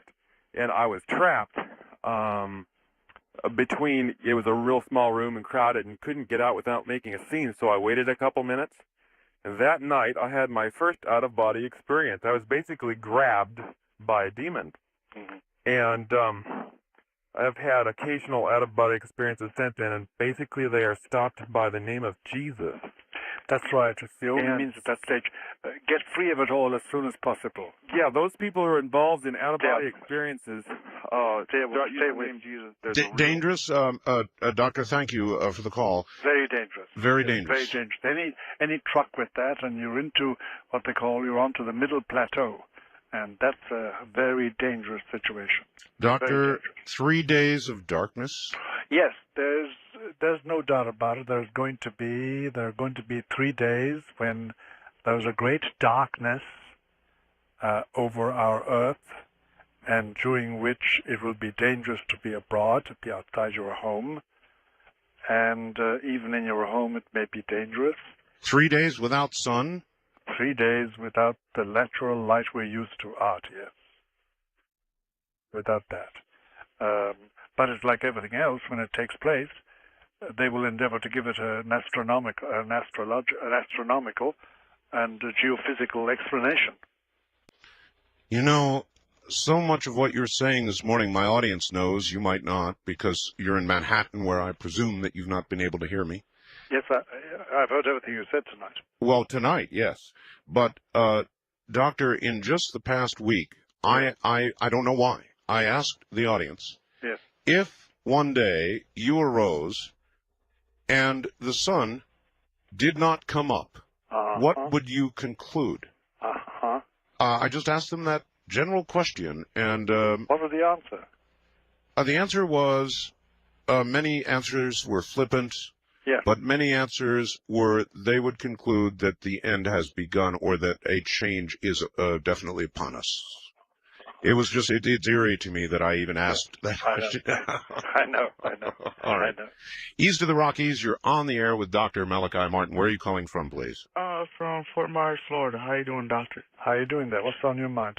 Okay, it's something that's been worrying me. How a lot of leaders, religious leaders like the Pope and Mother Teresa, and even, political, like Boris Yeltsin is, very ill. Yes. And I was wondering, is that like a big sign that it's coming now or soon? Yes, it is. These main leaders or apostles or leaders in the world are ailing. It means, for me, it's an indication of the end, the end of an era, the beginning of a new era. Well, he's right about that. Mother Teresa, of course, is ailing. The Pope. Yes, the Pope is ailing very much, very much. In fact, within 12 months we may have a new Pope, for all we know. And Boris Yeltsin is ailing, but he's not the only one. There's something happening, and in human history, if you look at it really cohesively, you'll find that no era ends with a plonk like that, and the next one starts. They always dovetail. And our past era is now dovetailing with a new era, which is a bit frightening, quite frankly.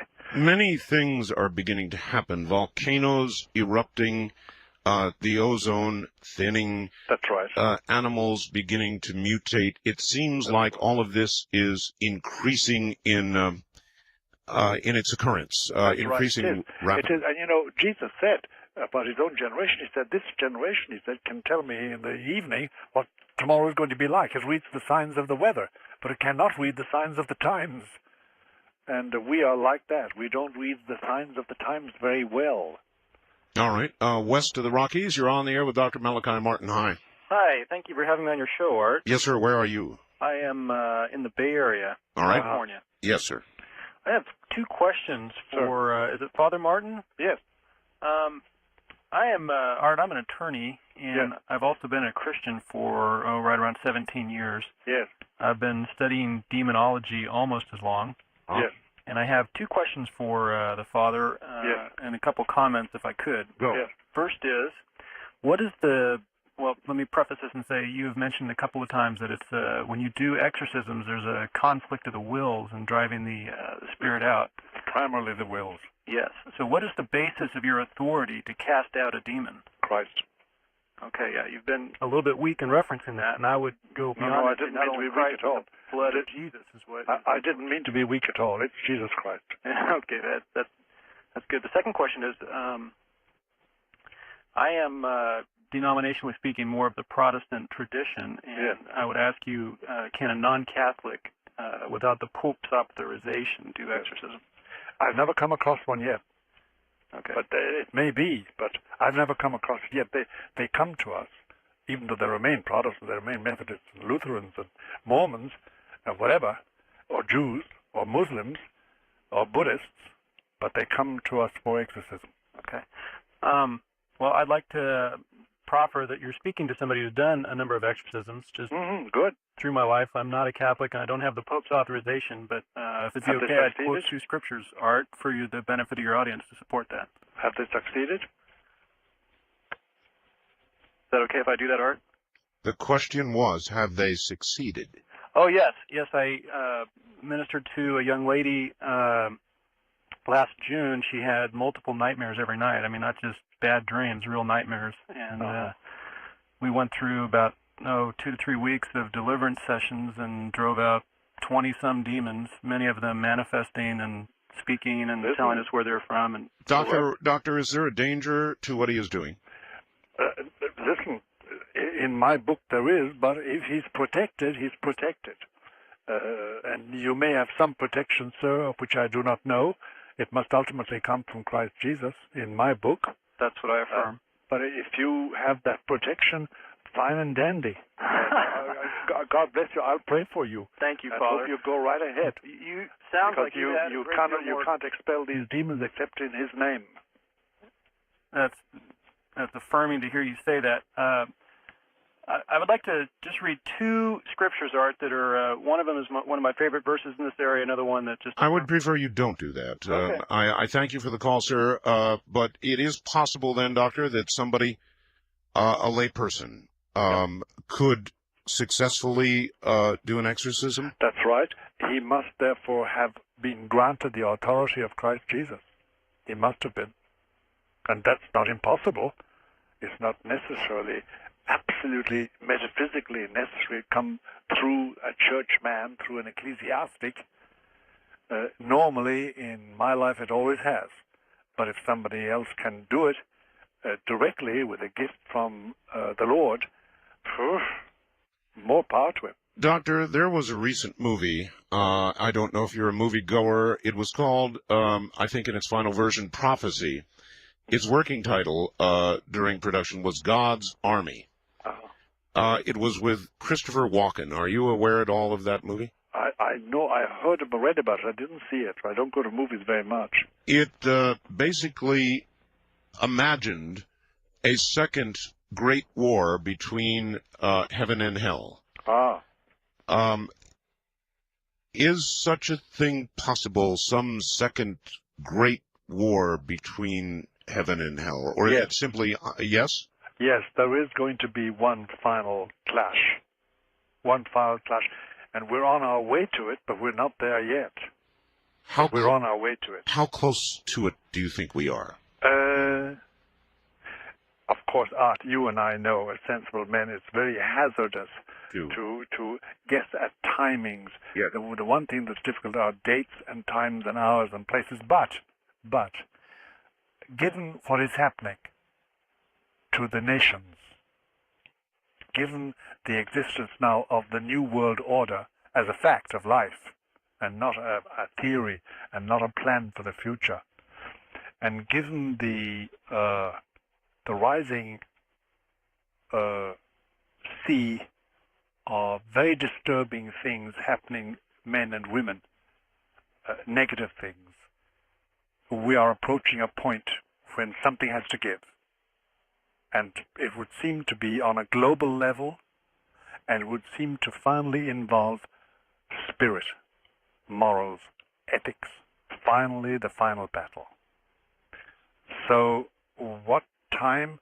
Well, I think that we're going to enter in these remaining years of this century, we're entering a period of severe chastisements, severe hardships throughout the cosmos, throughout our earth.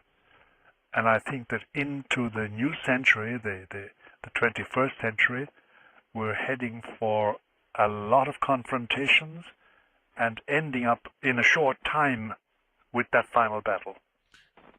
Doctor, with changes, earth changes, with things that will occur, it seems so unfair because when these changes begin, clearly those in third world nations, underdeveloped nations, will suffer and die at a disproportionate rate.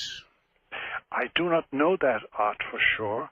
I think that where things will be really bad will be in our overcrowded western cities, our big cities, say Mexico City with 30 million, or Atlanta, or Los Angeles, or New York, or Chicago, the big urban settlements. I think there's where the real suffering will take place. Now, I think that the people living in Patagonia, the people living in Tasmania, the natives, as we call them, we're natives too, but we always refer to the others as the natives. With our post-colonial mind, we still say that, Art, you know. And I remember always making my British friends uncomfortable by referring to them as native British, but there was no such thing as a native British. Only the natives were only in Africa, for the British, at that time anyway. But the suffering may be more intense in what we call civilization. Maybe much more intense because we are more dependent. I mean, look, think what would happen to New York if the water supply is cut off and the electricity and the gas. Oh, yes. Oh, that's obvious, very clear. What has been your toughest, your hardest exorcism as you look back? It was in the Bronx, New York, in 1983. And it was a young priest. A young priest? Yeah. Who was possessed. And it was long drawn out. It was bloody and disgusting and took a heavy toll on everybody involved. Can you tell us the manner of the possession? How would a priest be possessed? Was he himself doing an exorcism? No. He yielded piece by piece by piece, because it's never subtle. It's never subtle. It's just a little bit here and a little bit there, and he yielded to temptation. It wasn't sexual temptation either. It was pride and arrogance. And then this mystery of choice comes in, the selectivity. As I said before earlier in the broadcast art, there's no profile. We try to create a profile. There's none. Some men who are very naughty are not possessed. Some men who are possessed are not very naughty in their lives. They're not crooks. They're not evil in that sense, but they are possessed. So, but why he yielded, God only knows. It's free will, of course. But it was a very distressing thing and involved a lot of people, involved his whole family, involved his whole parish, involved the local bishop, and it was very distressing. And he emerged from it, but he succumbed after a short time. He died. He was cured. He was saved, but he died, and he came out of it utterly white. And he was a young man with a big shock of red hair. And a young man, he was a young priest. But the rot had started very early on in his family. And he had never told anybody anything about it. And it was the most distressing thing I've been through. It really was the most distressing one. How did you come out of it? I came out of it with a little bit of me dead, quite frankly. Something I can't get back until eternity when God rewards me, I hope. But something in me died. It takes a little piece of your of what, Doctor? Your faith of. No, it takes a little bit of. You know, Art. Look, we're both adults. You know what vitality is. Yes. And what verve and, as the French call it, sens d'attaque. Yes. The power of tackling something. Of course. When that's diminished and diminished and diminished, then that's why I speak about little bits of you departing. Little bits of you die. It's a sacrifice you make. You can give, the analogy I use was children to whom you give love. You can't get it back. Of your life essence or energy. Yeah. You can't give it to somebody else. You give something which is of your very soul, and we willingly do it as parents or as parish priests or as counselors. But I know sufficient number of psychiatrists and psychologists, and I know they expend themselves for the sake of their patients, and they can't get back what they give. They get money, sure, yes, but that's no substitute at all. So then when it happens to a priest or somebody of great faith or service to God, it is harder, it is deeper, It is. And that's if you were to get close to the present Pope, that's what strikes you about him at certain moments.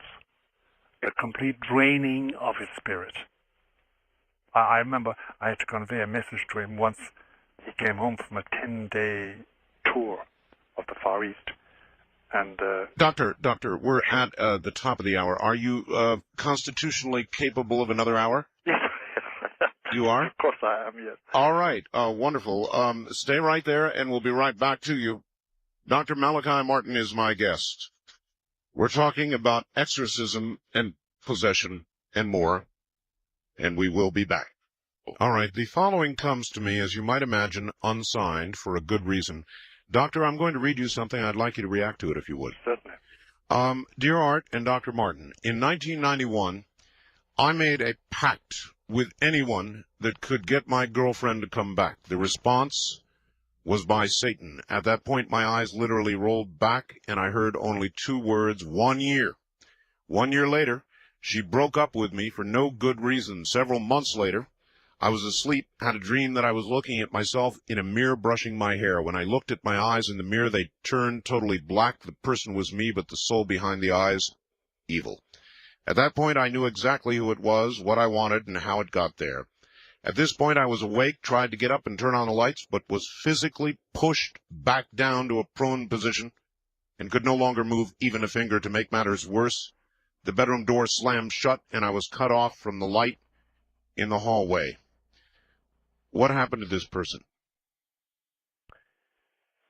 This person accepted possession and was possessed and infested, and the demonic power took over. I'd love to know what happened subsequently. There's no doubt about it. It's a genuine, everything there is genuine, unless it's copied from a book. But it's they're genuine phenomena. These things really happen. Doors slam they really shut. happen. They do, but you see, the point is this: that if you go to a doctor and tell him that, he sends you to a shrink. Sure. But it doesn't help to go to a shrink with these things at all, unless the shrink knows what he's talking about and sends you off to an exorcist. And apropos of that, remember you also got a letter or a fax from somebody asking you to cease and desist from this conversation. Correct. I now know my reading of that is that their lifestyle is disturbed by being told the truth about demonic possession and harassment. To get back to this particular gentleman, I would love to know the results of, he won't tell us this time, perhaps some other time he will, tell us what happened to him subsequently. Everything that's there sounds absolutely genuine. Yes. Has happened, is chronicled, is known to have happened to others, and is genuinely the effect of demonic infestation. All right. One other, Doctor. Could you tell us, please, more about what you believe may be seen in the sky? You said keep your eye on the sky between now and next spring. What should we be looking for? And then, as a matter of fact, before you answer that, also he says, can we obtain Dr. Martin's books? Yes, they can. You have many books. You've been a very prolific writer. 16, and I have one at the present moment called Windswept House, which is about the present condition of the Church of Rome and of the present Pope, and what's going to happen shortly to both. Because people may not realize it, because of the flourishing condition of the Church, apparently, we are in deep crisis in the Roman Catholic Church. And I'm a priest. I say Mass every morning. I baptize babies. I hear confession, etc. So I'm a traditional priest. But I know we're in deep doo-doo, in deep trouble. And this book is about, that's my latest book, but it's the 16th book I've written. It's called Windswept House. That's right. Published by Doubleday. Doubleday. So your books are generally available in bookstores? That's right, they are. Or in paperback. This one is still not in paperback. It will be next year.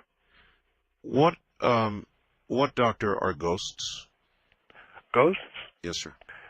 Genuine ghosts are visitations by people already dead who are allowed by God to visit the living for some reason or other, usually known to the person visited, but not admitted by them until they wake up. There are some cases where what we call ghosts is demonic infestation of a house or a city or a street. It does happen. Have you had occasion where you have exorcised a spirit or a ghost or Yes. whatever it is Yes. from a house, from a structure? House, yes. In a house, yes. Yes. Going from room to room and expelling the demon. It must be done. I'll be doing that in December in Washington, D.C. You are in your 70s. That's right. Again, I ask you, concern about yourself. Does there not come a time when physically you should refrain from doing this. Yes, and I have refrained to a large extent. It's nothing like the febrile activity of my 40s and 50s and 60s. No, I haven't. Then I've had open heart surgery and 2 heart attacks. So, simply the nature of things has imposed a certain restraint on me. Were either one of these heart attacks associated with exorcisms? One of them was. One of them was. Yes, the bad one. But that's the price you pay. And Art, we're only here for a short time. It is true. It is true. All right, let's go back to the phones. West of the Rockies, you're on the air with Dr. Malachi Martin. Hi. Where are you, please? I'm in Fairbanks, Alaska. Fairbanks, Alaska. Yes, sir. What's on your mind, sir? Say again? What's on your mind? I have a question for you. I used to be involved in magic before I was a Christian, Uh-huh. and telling demons and all that kind of strange stuff. Yes. The question I have for you, though, is now there's a person up here who is infested with them. Who is in touch with what? Demons. I mean, you can actually see it because some of the stuff he does. Yes. And I was just wondering, as a Christian, should I even attempt to cast them out or just leave them alone? Oh, that's a good question. It is. Unless you have special authority, don't touch it with a bar. Don't touch it. Keep away from it. Protect yourself. Don't attempt to deal with it. Is that clear enough for you, caller? Yeah, that's fine. It's stronger than you. It's more intelligent than you. Okay. All right. Have a good morning and stay safe. East of the Rockies, you're on the air with Dr. Malachi Martin. Hi. Hi, good morning to both of you. Art, like I said, I'm sorry I hadn't been listening this morning, but I am taping it for later listening. Where are you, sir? Yeah, I'm sorry? Where are you? I'm in Fayetteville, North Carolina. Right. My name is Bill. Hi, Bill. Art, I got a question for you and also one for Dr. Martin. Yes, If I remember correctly, if you want to jog my memory here, you said that you had a story about a Ouija board which you would not dare tell. That's right. Okay, that's all I wanted to know about that. But That's all I'm willing to say. yeah. Hey, Dr. Martin, Yeah. it's a pleasure and honor to speak with you, sir. Thanks very much. Yes, thank you. I was listening to Art's show earlier, and I believe Sunday night you had a Dreamland thing where you had a seance. Is that correct, Art? I have a recording. I didn't have a seance. I wouldn't. Yeah, I wouldn't do that. Yeah. But I had somebody on who had conducted a seance, and in the course of that, there was the sound of babies crying. Yeah. And I played that on the air. Yes, indeed. Yeah, I recall, I believe a woman called in and said she heard a female voice in the background as well. Yeah. But nonetheless, Dr. Martin, my question for you is just very simply, what is the role of a seance in the act of demonic possession? And The role of the seance is chiefly this. It lays you open to invasion. Because the essence of a seance is the sitting or standing or lying down, it depends on what physical posture they take, and trying to communicate and to commune with the spirits. And that means opening the channels of your mind and will. And if you do that, you're sitting duck. A sitting duck. All right. First time caller line. You're on the air with Dr. Malachi Martin. Hello. Hi, this is Rita. Yes, Rita. I have a question. My sister-in-law that lives with us is mentally retarded. Yes. And I feel that sometimes what I see coming out of her is like a demonic thing. What happens is, if you ask her who her friend is, and you ask her in a certain way, she'll say, "My friend is Satan of the Black Mountain." Mm. And if my daughter knows how to get her going and just get crazy, and I just wonder sometimes if... Has she always been like this? Well, not from the start of my marriage to my husband. See, he told me, he said she's evil. And Well, she has evil ways about her. Has she always been retarded? As far as he knows, she was born that way. And she's got like the mentality of a 5-year-old. Mm-hmm. That's what the doctors have said. Now, I've seen her as normal as you and I. I mean, I don't know how you are, but I mean... Yeah, you can presume we're normal. But I mean, my daughter pretends to vomit, and she'll just go off. Yes, And I'll tell her, I'll say, "Will you stop? Just sit there and stay calm. Ignore her." you know, if you can't do it. Doctor, it brings up an awfully good question. A retarded child, is that an easier target for possession? No, it's not. It's not. There has to be collaboration of the will for possession. Doctor, I wonder how many people in mental institutions all across this country, instead of being mentally ill, may be possessed. I've only gone through, with a psychiatrist, I've only gone through 2 mental institutions, let's call them that. Yes, sir. And over 50% are obviously possessed in those 2 places. So then even in the case of a child like this lady's child, you would recommend, based on what you heard, that perhaps she see somebody like yourself? Yes, somebody, authority to do something about it. But it's very hard to judge a case like this at this distance. But from what she says, it looks like that. All right, ma'am? It looks like she could be possessed. It could be that she could be infested, yeah. Yeah, because, I've talked to a priest. See, I'm Catholic. Yep. And I've talked to a priest, and they think I'm crazy. What I see is I can't get her to open up or to be this way in front of anybody.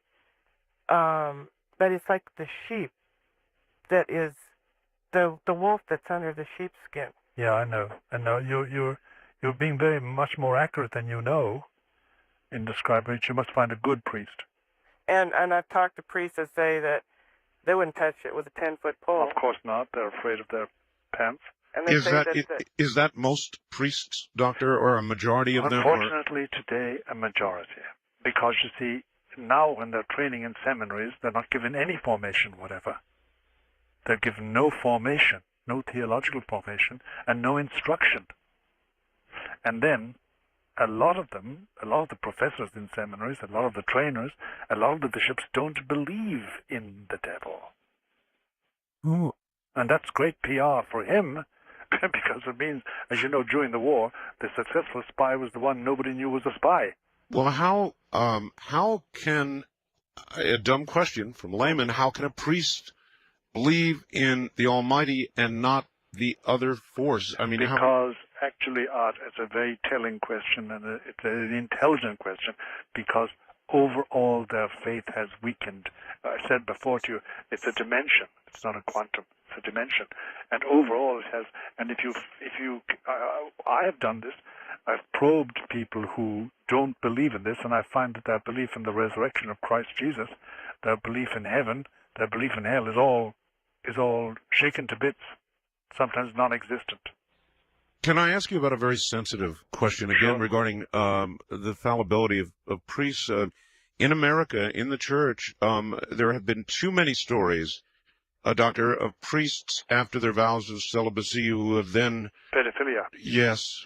There have. But there's no doubt about it. There is a plague of pedophilia. Now, by the way, look out.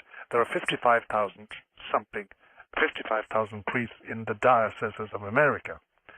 And of that amount of 55,000, about approximately 2 to 4% have been found guilty of pedophilia, have been pedophiliacs. It's still too much. And there's no doubt about it. There's been a plague, and it's been worsened because of the policy of bishops to cover things up. Whereas, if you find a pedophiliac, priest or layman, you go to the nearest precinct and report it. In my book. Yes. But they didn't do that. They covered it up. And they transferred the man to another parish with more little boys and little girls to be violated. And therefore they have had a very severe amount of trouble. And by the way, since 1985, the church in America has spent well over $500 or $600 million in out-of-court settlements. Oh, my. And that's the money and the dimes and the nickels of the faithful. Is it, Doctor, because of the church's attitude about it? In other words, they feel that there's been a breach of faith and they want to work on that breach of faith instead of letting it become a civil matter?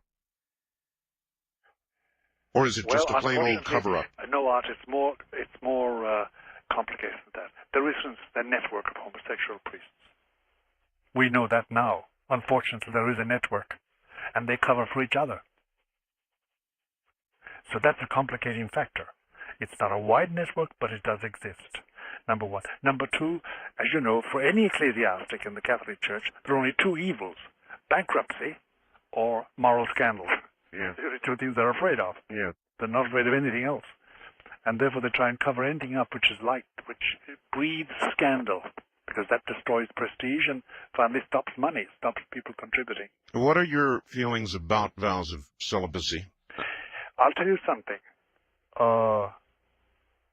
My experience is as follows, whether as a chaplain in the U.S. Air Force, which I was, or as a parish priest, which I have functioned as, and as a priest now dealing with people, there's no doubt about it that a priest who is a celibate, a real celibate, not just a eunuch, a real celibate, yes. Many who take the vow of celibacy are really eunuchs. Somebody has put a chastity belt on them and thrown away the key, and they're looking for the key.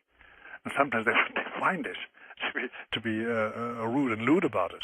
But genuine celibacy makes you so specialized that people can confide in you, and they know you belong to them and them alone, and they know you're not going home at night to your wife, and there's nothing wrong with that, but you're not sharing anything with anybody.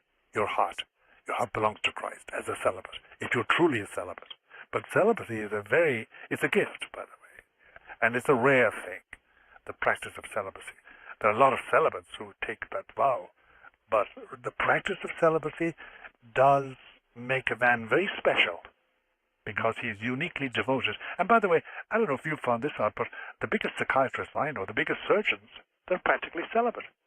Yes. They really are. But there's a price, and that... there's a huge price. There's no doubt about it. And if that's where good celibacy comes in. If you are really a celibate, you don't dry up like a fig and become hard and emotionless and insensitive to human feeling. Do you understand me? Yep. It's such a difficult thing to attain. But if you do attain it, boy, people find it so useful, so practical, so helpful. And some of those who don't end up perhaps as pedophiles or other... That's right. And as abrasive characters, because they're frustrated beyond belief. All right. You answered that in a very straightforward way. Doctor, stand by. We'll be back to you shortly. Dr. Malachi Martin is in Manhattan. Wherever you are, don't move. We'll be right back. From the high desert, I'm Art Bell, and this is CBC. Once again, here I am. My guest is Dr. Malachi Martin in Manhattan, up very late at this hour. And we'll get right back to him. All right, I'm sort of sorting through the faxes and questions that I'm getting. Dr. Martin, yes. Another one I want you to listen to here. Sure. Dr. Martin, I went to Brophy College Prep in Phoenix, the premier Jesuit high school in Arizona. Since I've left there, I've been tormented by a will that is other than my own. I've been forced to commit acts that I would never have dreamed possible myself. I have no control over them. I want to do otherwise, but I can't stop. I feel I've been violated spiritually. I've had my mind and will taken over by other spirits. I know I have felt a force in me, driving me to do other than I want to do. I am not a Jesuit. I am more or less of the new spirituality that's out there. I feel I have been tormented by demons and have been possessed. I need to know how I can stop it. I want to have faith, but I'm scared. I believe each individual holds God within himself, but I'm so afraid of losing control to these others again that I can't hold any faith at all. What can I do? Go to the local priest and bishop and get an exorcist. An exorcist? Get an exorcist, yes. How hard are they to find today? Not so difficult. In certain places they don't exist, but in other places they do. And the first place to go to is the diocesan chancery or the local parish priest. All right, good advice. Mr. Bell, this is Catherine from the Gulf Coast area of Texas. Would you please ask Father Martin this question?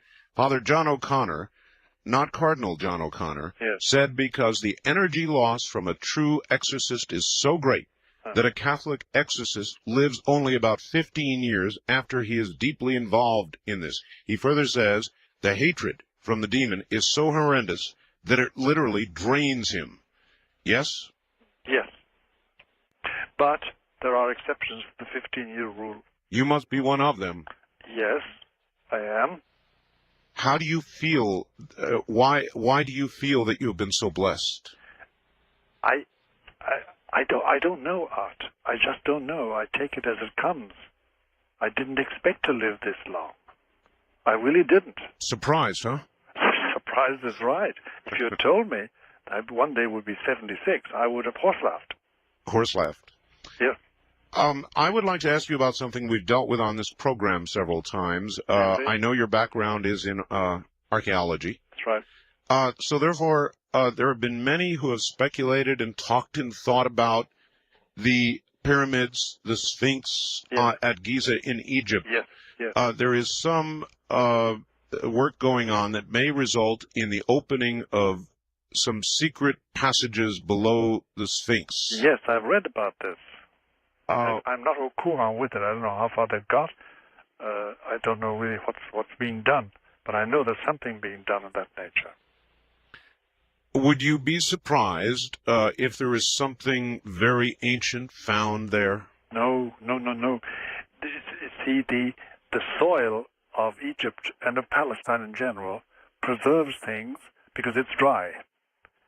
And I'm convinced that one of these days we're going to find the most extraordinary things, like, for instance, a copy of the Bible coming from pre-exilic times, that is before the Babylonian captivity. That's about 580 BC, which would be tremendous to find. And if we did, what would you imagine might be within that would cast doubt on much of what we believe? It wouldn't. It would confirm. It would confirm. It would confirm, because I'm certain that we have a proper tradition, but it would be lovely to have a manuscript from that time, from the time of Isaiah. Do you believe that the Ark of the Covenant will be found? Personally, I do, but I have no objective scientific grounds for saying so. I think it will be found. Well, as you know, this new tunnel, archaeological tunnel that has just been reopened again. Yes, caused all the trouble. Yes, many believe that the Ark of the Covenant is close. It may well, it may well be. As I say, I have a feeling that we will find the Ark of the Covenant, that God will allow us to find it. But I've no archaeological reason for saying that. All right, one more, and then we'll go back to the phones. Joseph in Seattle wants to know, do you have any comment about the numerous sightings and encounters of and with what are being called extraterrestrial beings and their relationship, if any, with demons, angels, and the quickening process? The only comment I would make is that some of the so-called or so-defined sightings of extraterrestrials sounds like demonic activity, but I have never examined the thing closely and scientifically or professionally, so I don't know. But some of it sounds very like demonic activity and nothing to do with extraterrestrial beings, if such things exist. Do you rule out the possibility of extraterrestrial beings? No, I do not. We just don't know. Would the existence of them in any way shake your faith? No, it would not. Not the slightest way. It would expand my consciousness. For instance, when Columbus discovered America, in that sense discovered America, it was a mind opener for the Europeans. Certainly was. It was a mind opener. I mean, it revolutionized the whole of Europe and the whole of the world. And they found it impossible to believe it at the beginning, because they believed there were two-headed men and giants and misshapen creatures outside Europe. They didn't know anything better. Then they suddenly found out that there were generations of people living outside of Europe that had lived and died for hundreds and hundreds of years. So revolutionists, and they didn't lose their faith. They are, on the contrary, they expanded it. I have an inkling, I don't know, but from the data so far assembled, I've a feeling that there's no extraterrestrial life within our galaxy. That may well be. I think it's outside our galaxy. That may well be. But that's only my own assessment. Yes, sir. I'm not an astronomer. First-time caller line, you're on the air with Dr. Malachi Martin. Hi. Hello, Dr. Martin. Yes. Yes, about 5 years ago, I had in a weak moment, yes, I had a suicide attempt. Yes. It seemed like there were forces in the house that saved me. Okay. Where are you, sir? I'm in Vancouver, Vancouver, Canada. Okay. All right. Yes. Okay. Now, about 6 months before that, we were doing a bunch of, not Ouija, but the same sort of thing in skulls. Yeah. And it seemed as though there were forces. Yeah. And it seemed as though I was saved. But I've had nothing but bad luck since this time. Can you tell me, Well, if you have dabbled in the Ouija board seriously, and if you've dabbled in any, it's occult, there's no doubt about that, you're dealing with occult forces, then you may have some attachments to you that you don't like, spiritual attachments in your spirit, and you want to get rid of them. yes, And you want to get a good priest who can get rid of them for you. It's very hard to get rid of them yourself, but a good priest can do that. I'm not a Catholic or... That doesn't matter. It doesn't matter? It doesn't matter. You're a human being. All right. You were redeemed by Christ, whether you like it or not, whether you believe it or not. So seek proper help. That's right. Doctor, the nature of suicide. Yes. What happens to a soul that commits suicide? Well, you know, it's called Satan's eighth sacrament, suicide. There are 7 satanic sacraments, apparently, but so suicide is the 8th one.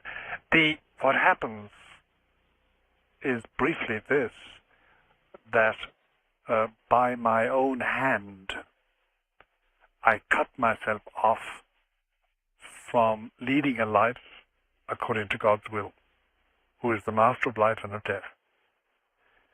And by doing that, I violate a fundamental commandment of His, which is do not kill yourself.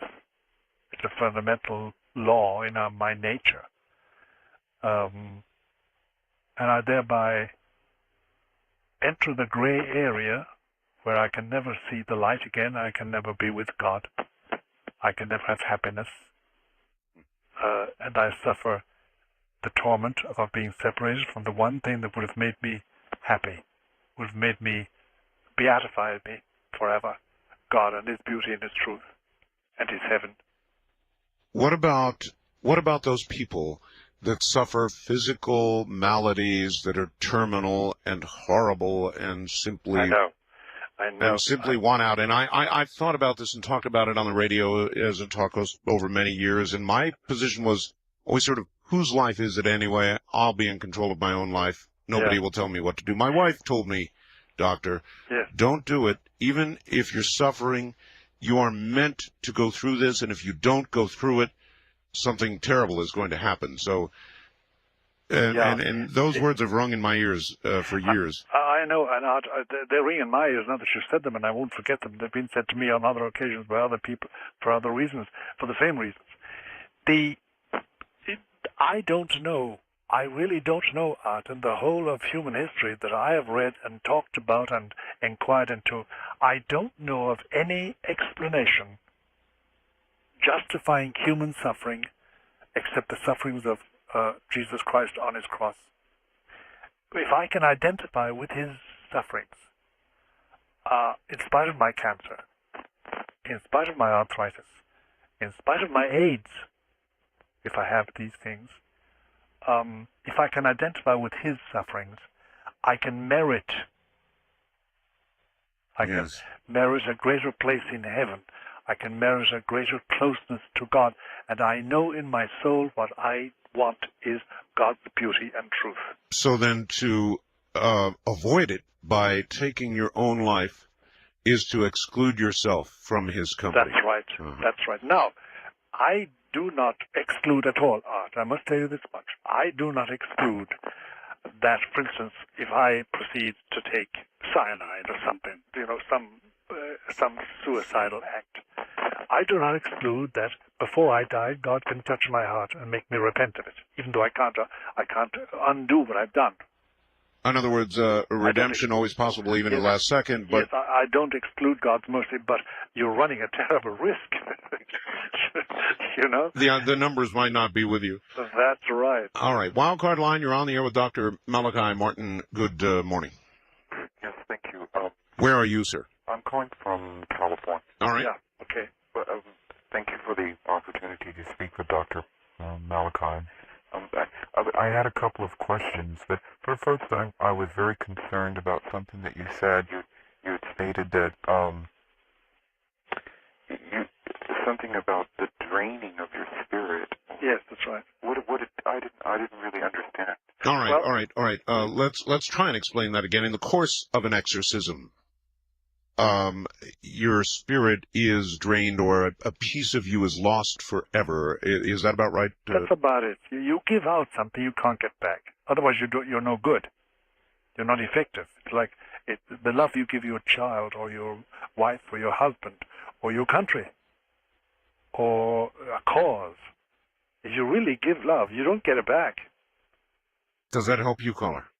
Well, I just want to humbly say that there is that one infinite spirit of love that is inexhaustible. That's right. That's right. But the question that I had, in my studying of metaphysics, and I do stay within, the matrix of Christian principles. Yes. But I come to realize that throughout Christendom that there is much phenomena to be studied. From the Appalachian people who handle serpents and drink poison in the name of Christ, and glossolalia in the church, stigmatas, and these exorcisms and apparitions, So your question is? Well, I just wanted him to comment on that. And another question that I had was Yes. Is not the revelation, in your thinking, a prophecy of mass exorcism? Mass exorcism, I never heard of that. I don't think it's possible. Too bad. It's just not possible. Too bad. Because we could use one. Well, we could, Art. We could, but this is one-on-one. One-on-one. It's always one-on-one, isn't it? It is finally one-on-one. There is such a thing as a demon sharing several people. And you can get rid of that demon and exclude that, but it's not a mass exorcism. You're still concentrating on one damn spirit. East of the Rockies, you're on the air with Dr. Malachi Martin. Hello. Yes, this is Thomas in Madison, Wisconsin. Yes, sir. Yes, Thomas. It's an honor to speak to you, Father Martin. Thank you very much for saying that. Yes, I just finished reading your book, Hostage to the Devil. Oh. And I thought it was one of the best books I've ever read. It was fascinating. And in one of the chapters, you spoke about a professor who was one of the leaders in parapsychic development. That's right. And astral travel. That's right. And I was wondering if that has any connection with what is widely known now as remote viewing. Yes, it has. And if there's any demonic possession related to remote viewing. Yes, there is. There is a demonic possession related to it. In the process of doing what these remote viewers do, and it is very interesting, Doctor, because there was a Nightline program. Yes. And it turns out our own government for 20 years has been involved in remote viewing. Oh, yes. Oh, yeah. What is a person doing when they remote view? It's not exactly an out of body, or is it out of body? And they are subject then to all kinds of things, as you are when you open other doors with Ouija boards or whatever. I'll tell you what it is, Art. Really, what is at stake, and it's very volatile. It's like nitroglycerin for the soul. It's this: there are latent powers in us all. Yes. I believe that. The Nazis in the death camps, seeking to develop the perfect mind control, developed means, they found means of developing these latent powers. When we conquered Germany, we imported not merely physical scientists, rocket scientists like von Braun and the others. Right. We also imported the doctors who had gone in for mind control. And that some of those mind control methods were used in the special forces of the USA. And they have found that in certain cases they produce the very traits that you find in possessed people. But it does give remote viewing, makes it a reality, and remote action a reality. And the Soviets in their day and the Nazis went much further than we ever went. We learned from them. But it's highly dangerous because you probably heard me say, and it went by your ear, Art, and I didn't emphasize it, I spoke about the middle plateau. The middle plateau. I mentioned that once. That middle plateau is the plateau on which evil spirits work. And they use every paranormal power that they can, that's latent in human beings and can be evinced, can be used. And it's very dangerous and volatile. It's the nitroglycerin of the soul. It can blow it up. And it's a very dangerous thing because you let loose something amongst human beings as a group that's destructive in the extreme and completely immoral. There's no ethic, there's no moral, there's no rule at all. No, I believe that as well. I believe that as well, but it is real, isn't it? Oh, gee whiz, it's real. That's the difficulty about it. It is real. And I know people who teach it. So do I. Yeah. But not for me. Thank you very much. I'm a coward. I run. I really do, Art. I have nothing to do with it.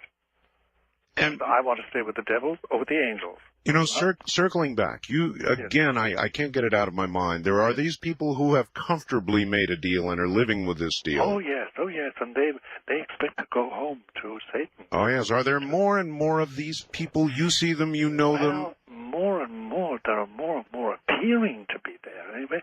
And it's very hard to get away from the impression that there are more disciples than there ever were before of Lucifer. Lucifer in particular, not so much Satan, Lucifer.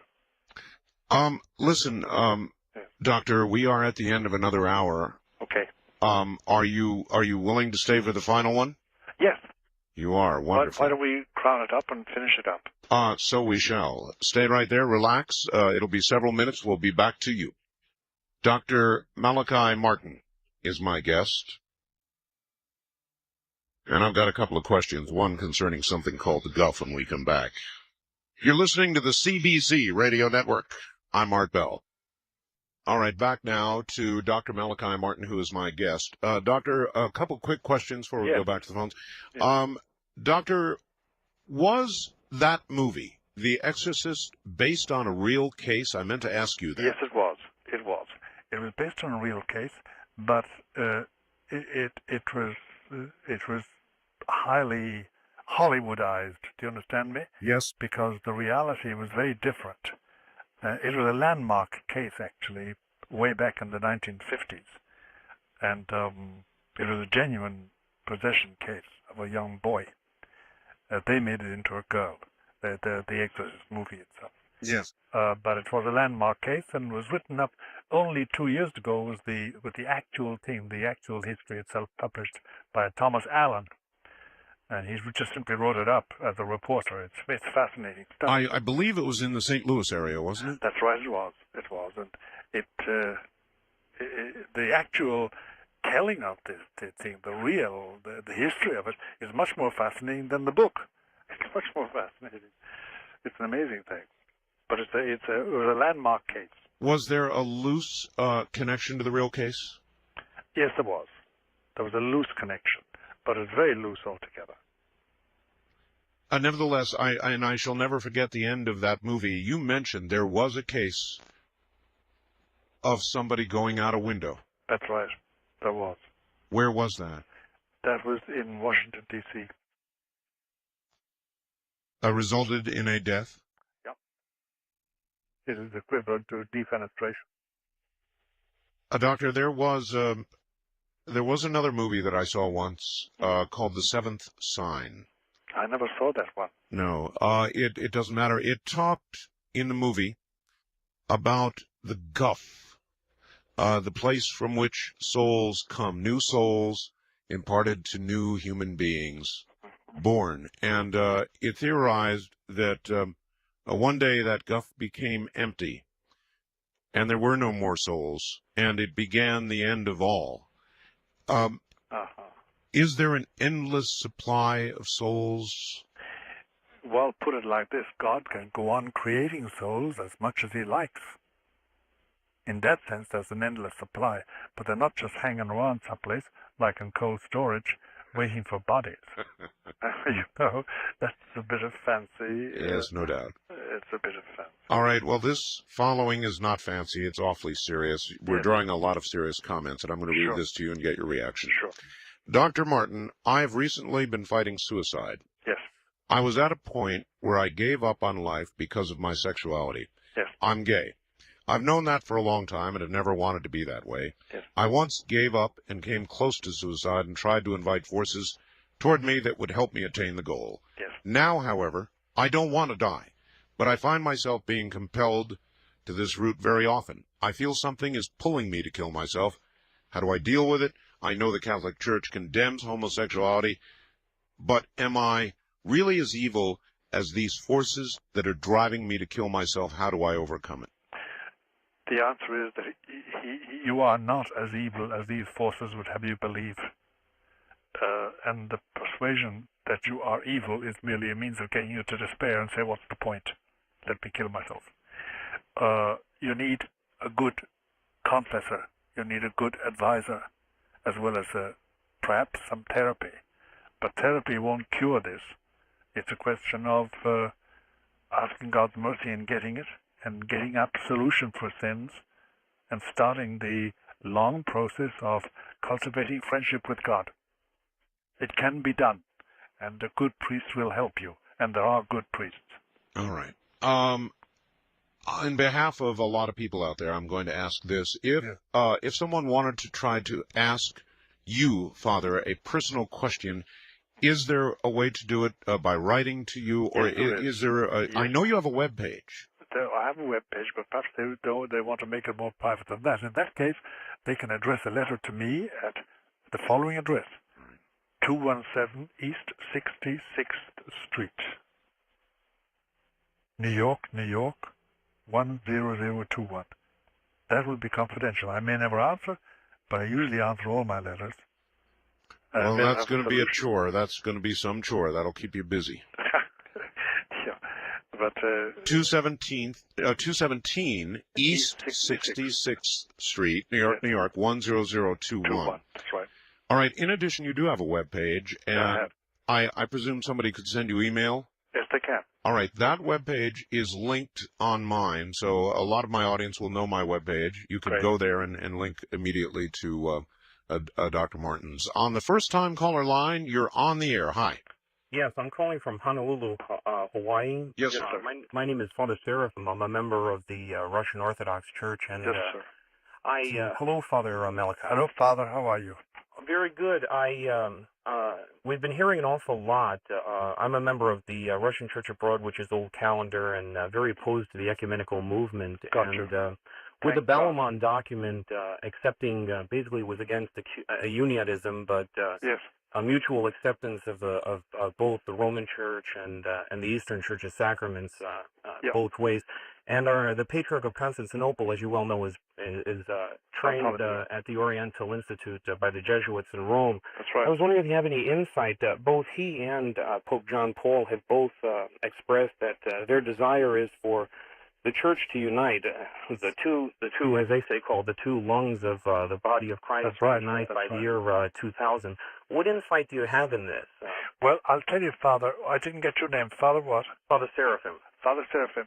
Father Seraphim, I wish I had better news for you in this matter. I can tell you exactly where we stand in the matter.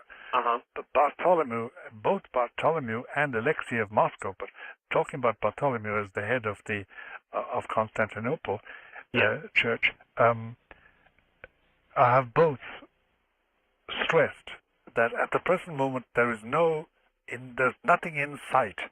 There's no union in sight, for the simple reason that basic questions are so outstanding that unless there was a miracle overnight, we have no solution to the problem of jurisdiction. There's great goodwill, there's no doubt about that, and I expect, Father Seraphim, that within a few years we will have general permission to communicate each other. I think we will have. De facto, at the present moment, there are Greek Orthodox that share Catholic communion and Catholics that share Greek Orthodox communion. Correct. With the connivance and the agreement of local priests and local bishops too.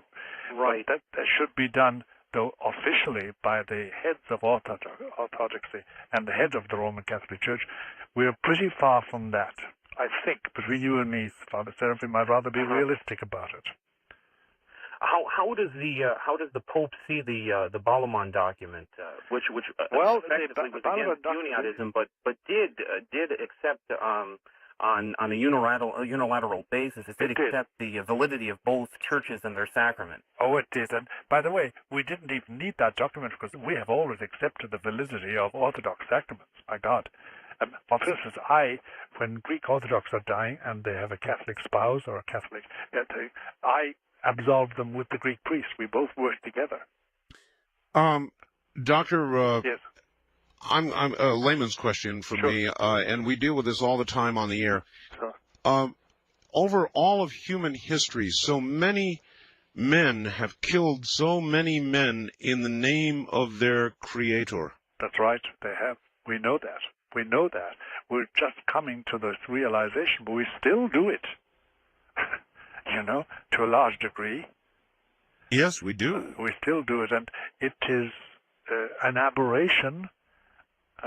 You had, for instance, in the First World War and the Second World War, you had the example of French chaplains to the French armed forces, invoking God's grace for victory over the Germans. And you had on the German side, German chaplains invoking God's help for Germans to have a victory over the French. Exactly. It becomes at a certain stage ridiculous, and it's counterproductive. This is a stage through which religions have gone, and I think they're now getting to the stage of saying it's all foolishness. There's no such thing as God sanctifying killing. Well, or that's industrial slaughter. That's what I always thought, and I think that has moved many away from faith. It sure has, and it has disaffected many Catholics and many believers, both Jewish and Muslim and Christian and Catholic. All right. It disaffected them, and it's our own fault. It's our own fault. It's not God's fault. I suspect much. Yes, indeed. I suspect much of what occurs on Earth is free will and all that. Sure. West of the Rockies, you're on the air with Dr. Malachi Martin. Hi. Yeah. Good evening, Art. Good morning, I guess. Good morning, everybody. Bob from Pocatello. Bob? Thank you. Yes, sir. Good morning, Father. Art, we thank you for getting some balance in your show, and glad it pleases you. What is your question? Well, yes, Father Malachi, thank you very much. I'm not of your faith, but that's all right. You believe in God. Understood. And we, according to Scripture, give thanks for the good works of all men. And sure, agreed. Do you feel that essentially that people? I know I got a book written by a man named Courtney Brown, which who was a guest on our show and read it. And in that book, the question is this, and let me throw the question out before I give the background. Are people sometimes deceived in believing they are following truth and light when they might not be? And let me give you, for instance, in that book, he said that the good spirit that he thought was Christ was a translucent being, but at the same time, he said the purpose of his visitation to this man was to write the book, and at the same time, he renounced the time of Christ in there, the name of Jesus. And I wonder if you could expand on that as to why the name of Jesus. There's no other name under heaven wherein mankind might be might be glorified, yeah. Well, I'll tell you, the only thing is that Christianity holds there was one Savior. His name was Jesus. He was born in Nazareth. He died in Calvary. And he was the Son of God. And that in his name, all men can be saved. All men and women can be saved. To be expansive, as we modernists are now, although all men. But the point is this: that that's the essence of Christianity, and there's no other name given to us as that of a Savior, the universal Savior who is God and man. That's about as much light as I can shed on it. A question that has always bothered me, and maybe you can answer it. If I understand correctly, a child that is not a Christian, who becomes an adult and dies without Christianity, may not go to heaven, may not... may well go to heaven, too. It all depends. On? It all depends on the child's will, what he or she does with her will. Put it like this. Not crudely, but put it as bluntly as possible. Art. If a good Muslim, or a good Jew, or a good Mormon, or a good Buddhist lives their life according to their lights as best they can, if they really avoid sin,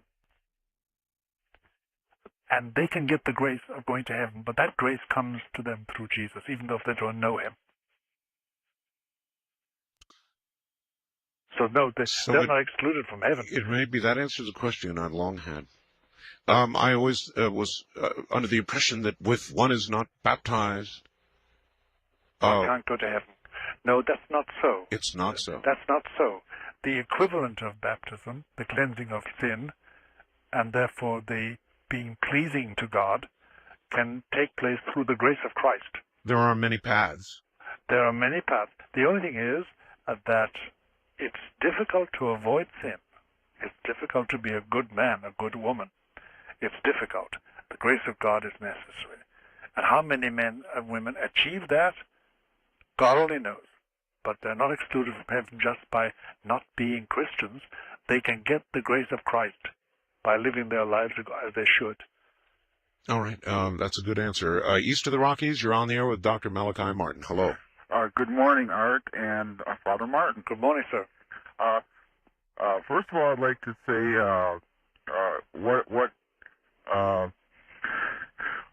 that a man like you I'm sorry, I was just trying to be complimentary. Where are you, sir? I am calling from Valparaiso, Indiana. All right, I presume you have a question. Yes, I've had a problem since I was a child, and it has to do with what I consider in the harassment category. Yes. They seem to be wolf spirits, and I'm wondering if you have any type of familiarity with these type of things. I've had a recent experience, but I can spare you that if you don't have a lot of time. Well, that depends on Art, really. He's the boss of the time here. But I'll tell you something. This is not an unknown thing. You're not telling me anything new. Okay. And it can be dealt with. A wolf spirit. What does that mean, Doctor? Well, it means that some demon is taking the form of a wolf. That's all it means. Is that all that it means? Oh, yes. They take the form of wolves or of dogs or snakes. When I was a child, I used to watch the Late Late Show, and I was very frightened by like Wolfman movies and things like that. Do they take advantage of fears? Of course they do. Of course they do. But there must have been some. I don't know your history, so we haven't the time. But there must be something in your background, either generational or your parents or yourself. I am half French. Well, that's still les Français sont aussi bien, tu sais. One quick thing, a person that claimed to be a seer had said that there was a person that was with me, and when I was at the place that she had said that, there was nobody with me, and she said that this was a large person. Could that have been a guardian angel? And that's the only other question that I have. It could have been a guardian angel, but by this time the guardian angel should have announced himself. Is fear an open door? Is what? Is fear Yes, it is. an open door? It is an open door. Surely you cannot go into a room to perform an exorcism with fear that overcomes your ability to deal with the fight ahead. No, you cannot, Art. You're absolutely right. You can't. Fear does open a door. It doesn't open a window and makes you vulnerable. That's why I said that you can measure your love of God or trust in God by the amount of fear in your heart. It's a lot like going into battle as a soldier, isn't it? It is. You cannot, as a soldier, be paralyzed with fear. If you do, you're going to be taken down. You can't fight. You're not going to fight. You'll be taken down. All right, Doctor. Stand by. We'll be right back to you. You've done very well. Good morning, everybody. My guest is Dr. Malachi Martin. Now to my guest, Dr. Malachi Martin, in Manhattan, where I suspect the sun is probably beginning to come up. Well, it's not quite up yet. There's a little bit of rain and rain clouds here. I see. But it's a good morning, though. It's a Not one of morning, the three. Not one of the 3 days of darkness somewhere out there. No. It's just simply good old American rain. You know, and it's probably the tail end of some hurricane or something out in the Atlantic. All right. It's still, life is good. Life is good. Life is great. Doctor, a couple of facts questions. Do possessed people tend to cluster together or associate with each other? Yes, they do. Are there people in high government positions, such as mayors, councilmen, even presidents, national leaders, in your view, who are possessed? I have known leaders, without saying at what level, municipal, state, or federal, who I have known who were possessed. Yes.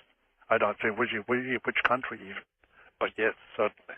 Are there things, Father, that in the course of a exorcism have occurred that you would not ever talk about publicly? Yes, there are. There are. Things connected with somebody's personal shame, things that are very derogatory to a country or a race, and then a third category of things which are forms of blasphemy that hurt you to know. That hurt you to know? Even to know it hurts you, yeah. I understand. Yeah, it hurts you to know it, so I just know. I wouldn't tell anybody. First-time caller line, you're on the air with Dr. Martin. Hello. Yes, hello. Where are you, please? From Tahunga, Reverie, California. Yes. Okay. Good morning, Doctor. Good morning, Art. Yeah, good morning to the world, really. That's right. I'm wondering whether or not a person can be possessed, first part of this question, and not have any fear. Does that mean it's a complete... Not of any fear. Not of any fear of what? Of anything. Of virtually feeling that from the earliest days of my recollection of my walk onto one side of the hill or the other has allowed me to experience something that I've always had a notion that may be playing with the dark side. Yes. But I wonder if it's possible to have a possession by, as you say, one generation to the next with a spirit or a demon that has to be not considered really that malevolent. Someone more like. Well, you may not consider it so. The question is, can you be possessed and be in effect comfortable with that? Is that your question? Yeah, something like if my family went back to the Borgias. All right. Those who are perfectly possessed are quite comfortable and don't want to change. They're very comfortable. You could have 4 children and love your children. Oh yes. And love those things in life, certainly, yes. Yes, but you will hand on something. Because, look, my friend, I will probably never have the pleasure of meeting you, but I know this much, that if we were to meet, if you meet anybody if you have some interchange with anybody, even on the telephone, even by this radio satellite that is linking us now, you modify the person morally. You've modified me already, and I've modified you. And Art has modified me, and I've modified you. There's always, we human beings are not machines. We receive indelible impressions from each other, even at a distance. And therefore you influence everybody according to the good or the bad in you. And therefore you can't simply say that I can afford children and love them. It says you can, but you're going to give them something that you wouldn't give them if you weren't possessed. You understand exactly what you're being told, don't you, caller? Yes, I do. But doctor, do you sense? Do you go by sense, or do you go by a knowing? You know or understand. It's a knowing, caller. That's not hard to answer. It's a knowing. All right. I would say to that person, just being a layman, seek somebody out, eh? That's right. That's right, I would. Wildcard line, you're on the air with Dr. Malachi Martin. Hello. Yes, is it myself? That's you. Okay. Where are you, sir? I'm in Wenatchee, Washington. All right. And I had a question, but I just was kind of really thrown off by something the Father Malachi, is it? Yes. Okay, pronounced it right. When you're talking about there are many roads to salvation. Yes. Am I interpreting that right? No, I didn't say that. There's only one Savior Art said that. and one salvation. Actually, I think Art said it. Well, we were talking about people not of the Christian faith, and I said there may be many paths. Many paths. But really, there is only one. It's just that it is possible, and the discussion was centering around whether it's possible for somebody not of the Christian faith to be saved, to go to heaven as we all would wish, and the answer was yes. The answer is yes. In the way you live your life. And the Is there a mechanism scripture reference that I might look at, or I beg your pardon? are you basing that on a scripture reference? No, I'm not basing it on scripture reference because scripture doesn't contain all the truth I need. Okay. I'm basing it on the teaching of the Church. Of the Catholic Church? Of the Catholic Church, yes. I'm a Catholic priest. Right. I just wanted to clarify that. I was thrown off, and I thought, and if there's something, I mean, I don't mind you believe whatever you want. No problem at all. Well, you should. You should really mind what I believe. I really mind what you believe, too. I want you to believe the truth, and you want me to believe the truth. Well, I guess maybe well, whatever. You're not indifferent to my salvation. I'm not indifferent to your salvation. I want you to be saved, and you want me to be saved. Oh, sure. Yeah, because hell is a nasty place. I can't be feckless and say, oh, don't you like believe? It's like, no. I want you to believe the truth. And I say that with great love. Yeah, I didn't want to mislead anybody. When I said many paths, I meant for many people around the world, it is possible to achieve salvation without formally a Christian. Yeah. Thank you. Yes. East of the Rockies, you're on the air with Dr. Malachi Martin. Hello. Yeah. I can barely hear you, ma'am. Where are you? Wisconsin. Wisconsin, all right. Good. Yeah, I was wondering if if you talk to people about God and they get meaner, what's that mean? All right, if you talk to people about God and they get meaner or they get angry, what does that mean? It does happen, all right. Sometimes it depends on the person, though. Sometimes people may think you're just preaching at them and they get angry. They don't want to be preached at.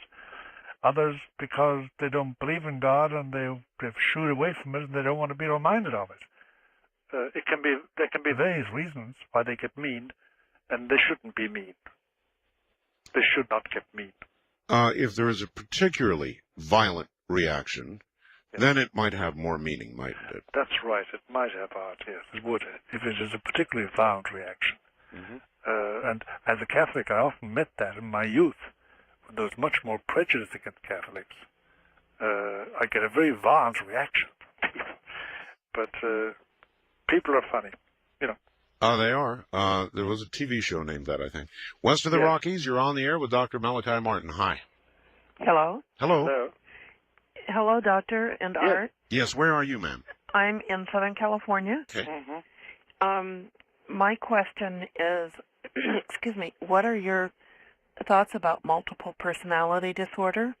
MPDs, as we call them. Yes. I'll tell you, the experience I've had working with psychiatrists is that the cases we've come across, over 50% are not what traditionally called MPDs. They are a question of multiple demonic possession. And how would that be determined which? Only by exorcism, by trying exorcism. I'll give you one case, concrete case. I'll do it fast out. Okay, it's a woman, grandmother, engaged in certain rites, Satanist rites, affecting the life of her grandchild and her own daughter, and doing it in the name of Isabel, one of their personalities, and then suddenly switching to Hilda, and so on, multiple personality. But we decided that it was too Satanist in its tone, and we should try exorcism. And having tried exorcism, we found she was possessed. She entertained these demons. Oh, my. Yep. Doctor, is Satanism growing? Put it like this. The incidence of Satanism, both the clergy and the police find, seems to be on the increase. Seems to be. Yes. It's very hard to know. It seems to be. Is it that it's becoming more open, more flaunting? We don't know. But certainly the incidents are much more frequent nowadays. And you never know. It's very hard to know. You put that together with an 800% increase in the Northeast where you are in exorcisms. Then it does seem there's a special influence. Now, I should, but it's not relevant perhaps, but I should tell you the attitude of the Roman Catholic Church for a long time has been that this is especially, it's a time of history, especially in which Satan, Lucifer, has special liberty, which will end with the year 2000. But it's a part of inner Catholic law, that. East of the Rockies, you're on the air with Dr. Malachi Martin. Hello. Yes, this is Betty in Kansas City. Hello, Yes, Betty. Hi. Doctor, did I not understand you to say earlier in the program that many of the young priests nowadays don't believe in a hell? That's right. You know, I am the wife of a Baptist preacher. Yes. And for years now, my husband and I have had the theory that so many times we hear the love of God preached, but there's no the old-fashioned hellfire and brimstone. I know that's gone. And yes, from and Catholic that's why we're in such trouble today. I know it is. I agree with you, ma'am. Yes. Doctor, it's real, isn't it? It's as real as the nose on your face, Art, and it's not as beautiful as your nose. But just to make a joke to relieve the tension of it, because I shouldn't be making physical references, but it's an expression in Ireland where I grew up. My nose is an open target. Don't worry about it. No, it's like as plain as the nose in your face is a famous phrase in Ireland. They're always saying it. It's as plain as the nose in your face, but of course. But yes, it's real. It's real. It's too real for words, and it's very, very off-putting. I don't want to end up there. Well, you know, I've received. I haven't read them all, but I've received a lot of, but not a lot, a few angry, very angry faxes. I'm sure you have. How dare you, Art, expose the audience to this old-fashioned, put the fear of God in them, hell and fire and brimstone. You know, people very angry. Oh, they are. I know they're very angry. And as I say, my reading of the really angry ones is that this disturbs a way of life. This manifests a weakness. This tells the truth about the way they live, and they don't like that to be reminded of it. Enough said. West of the Rockies, you're on the air with Dr. Malachi Martin. Hello. Morning, Art. Good morning, sir. Where are you? Kentucky. All right. Got one real quick question for Dr. Malachi. Would you please make some kind of comment or explanation about the Witch of Endor and Saul and Samuel? There's no doubt about it that the function of the Witch of Endor was what we would say as a channeler, if you know what channeling is nowadays. Oh, yes. That's what she was doing, and she was used by Satan to give Saul a sense of despair so that he finally did commit suicide the following day, instead of trusting God. When you speak of channeling. There are many means of channeling. Isn't the Ouija board just another channeling avenue? Of course, that's what it is. First time caller line, you're on the air with Dr. Malachi Martin. Hi. Yes, Art, good morning. Good morning. Where are you? I'm in Memphis, Tennessee. This is Billy. Hi, Billy. Doctor, I'm quoting from Mark 16. This will be a familiar passage to you. And he said unto them, Go ye into all the world and preach the gospel to every creature. He that believeth and is baptized shall be saved. He that believeth not shall be damned. That's right. And these signs shall follow them that believe. In my name shall they cast out devils. Yes. He just said that the requirement where is there to believe to cast out devils. What do you base your premise on that you have to be of special authority to cast out devils? I'm not saying that you have to be that. We've just had a man talking to us about an hour ago who has none special authority of any church, but he does cast out devils, he says, and there's no reason to disbelieve him. And I've known the singular case of one or two men and women who were able to do it, but they're very rare. In my church, the habit has been for a long time, for about 1400 years, to do it under the authority of a bishop, because the bishop does represent Christ. Put it this way, Doctor, as a normal course of events, you would not ask your auto mechanic to perform brain surgery. That's right. Thank you. That's exactly it. All right. East of the Rockies, you're on the air with Dr. Malachi Martin. Hello. Yes, this is Scott from Wichita. Yes, Scott. Yes, I've got a question I'd like to ask the father there, please. Yes. The Pope that we have now. Yes. Is there any comment that he has made on the one that is to be he is to predecess? In other words, is he uncomfortable with the next Pope? And then after you answer that, I got another question. Well, I doubt if he knows who the next Pope is. So he couldn't be uncomfortable with him. You know what I mean? He doesn't. I doubt if he knows who the next Pope is. Okay. One other real quick question, sir, yes. Please. A very good friend of mine here that lives in the same building that I do. We talk about what you've been talking about this evening, or this morning rather. Yes. There is two particular demons that I don't know what the names of them are, but he has stated that he has seen one that attacked his wife. Very quickly, caller. In a sexual manner. Yes. There's one for men and then one for women. Yes. What are those names, please? I don't know. I There is. I only know the name of two demons. One is Lucifer, the other is Satan. They're distinct demons. Doctor, we're coming to the end of the program. It has been incredible. I want to thank you very much for having me. I want to thank you very much for being here. It has been absolutely incredible. And perhaps one day we will do it again. If not, this will certainly stand as the definitive program we've ever done on this subject. And I tell you, all you've got to do is to call me and tell me, and I will come to you. I'll do your show again and again and again. It's too much of a privilege to expect it, but I will do it whenever you ask. Thank you, my friend, and have a good rest. God bless you. Take care. Dr. Malachi Martin. I'll tell you this, I'm sure it is a very, very draining experience to do an exorcism.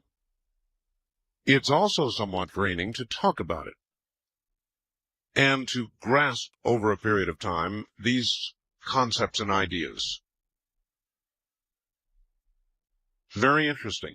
So I want to thank you all. I'm sorry that we are out of time. What we do is examine things not so neatly put in a box. And we will do that this evening.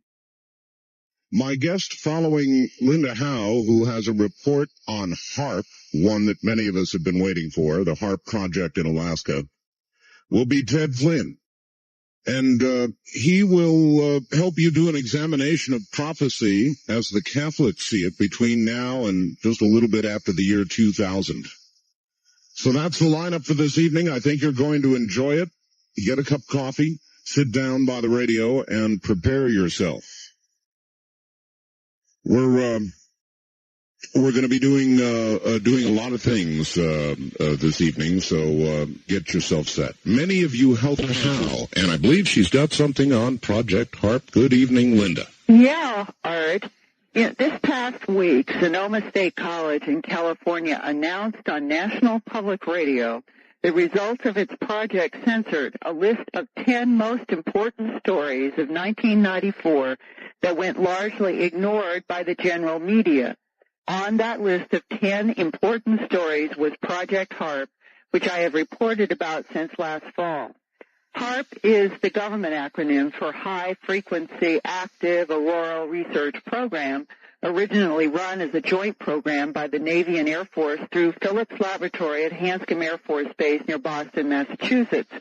Its stated public goal is to create the world's most powerful ionospheric heater, which will beam power at the ionosphere for a variety of uses, including communications with submarines and aircraft, and 3D imaging of the North American continent to look for, quote, underground tunnels, structures, and shelters, all of this taking place from a site in Gakona, Alaska. Linda, let me interrupt just for a second. Underground tunnels and shelters. Right.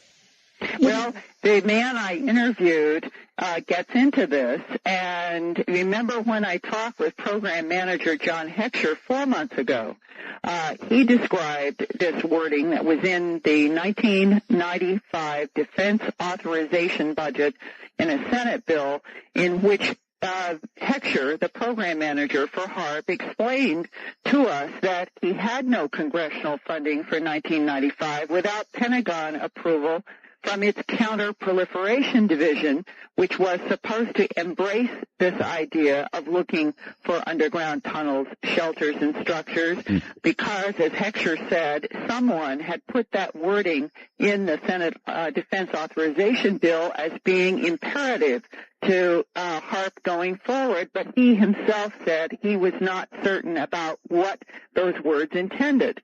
Now, so far, we're in April, and in the last 4 months, residual 1994 monies have been used to test HARP in Gakona, Alaska, even firing the equipment up to 1 gigawatt of radiated power. Today, I talked with a co-author of a new book about Project HARP scheduled for July release entitled Angels Don't Play the Harp, spelled H-A-A-R-P, a new look at Tesla Technologies by Nick Begich and Gene Manning. Nick Begich was born and raised in Alaska as the eldest son of the late Alaska Congressman and United States Senator Nick Begich Sr., who disappeared without a trace along with Congressman Hale Boggs on October 16, 1973, in a private plane en route between Anchorage and Juneau. Since then, Nick Begich Jr. has had a great concern in the environmental issues in Alaska, is currently employed by the Anchorage School District, and has devoted several years now to studying issues in Alaska, and felt that Project HARP was too important not to devote a lot of time and research to, and has produced this book with Gene Manning. Today, he talked to me about the evolution of HARP from its beginning in a company called Arco Power Technologies, Inc., also known as APTI, to new ownership this month, April 1995, by the huge defense contractor named Raytheon. And this is Nick Begich. All right. That report now from Linda Howe. Eventually. Here it comes. I don't know why it's not It's not reporting. Well, it should. That's strange. Just a minute. I mean, everything was playing before fine. There's a guy named Murphy knows all about this. I don't know what's happened here. Isn't this? I don't know. Oh, okay, Art. Okay. Okay, here we go. What originally occurred with HARP Technologies is, first of all, APTI was formed in 1986, 85, 86, and it was formed around the ideas of Bernard Eastland. What happened is ARCO, Atlantic Richfield Corporation, formed a subsidiary basically to develop these patents, which are essentially a ground-based Star Wars system. And that's the only way you can describe it. And APTI stood for? It stood for ARCO Power Technologies Incorporated. Okay. And that was the lab that Heckscher at Hanscom Air Force Base and Phillips Laboratory, they were working in coordination with APTI on the development of HARP. Correct. And what happened is APTI was a nothing organization. The only thing they owned is a couple of government grants, 12 patents, and that's it. They never made a profit. And yet they come in and they show in the record that their annual sales, whatever that means, was $5 million a year. And yet they come in, they compete against Raytheon, one of the biggest companies in the world, and Penn State for this contract to construct HARP. And they win the contract, which at the first phase was $25 million, and the second phase estimated at $150 million. So how does a $5 million company out of nowhere come in and grab this size government contract? The only way they can do it is if they have proprietary information of such a nature that that's what the government wants developed, and the only way they're going to get it developed is to bring these guys on board. Which were the patents. And so APTI swings into the game. They get through, and they were looking for a way to generate huge amounts of power because ARCO Power Technologies, mother company ARCO, owns trillions of cubic feet of natural gas on the North Slope of Alaska, which most of these patents cite as the ideal location for the construction of these particular kinds of facilities. So they get the contract, they go into the first phase, they get to near the completion of the first phase, and E-Systems comes in and buys them out. This was June 10th, 1994, according to the New York Times article that we were able to find on the subject. And could you please explain E-Systems? E-Systems does $2.1 billion in annual sales, $1.8 billion according to an article in the Washington Post in October of 94. $1.8 billion is for NSA, CIA, and military security organizations. Of that, $800 million are black projects so secret not even the Congress knows what they're for, but they're funding them.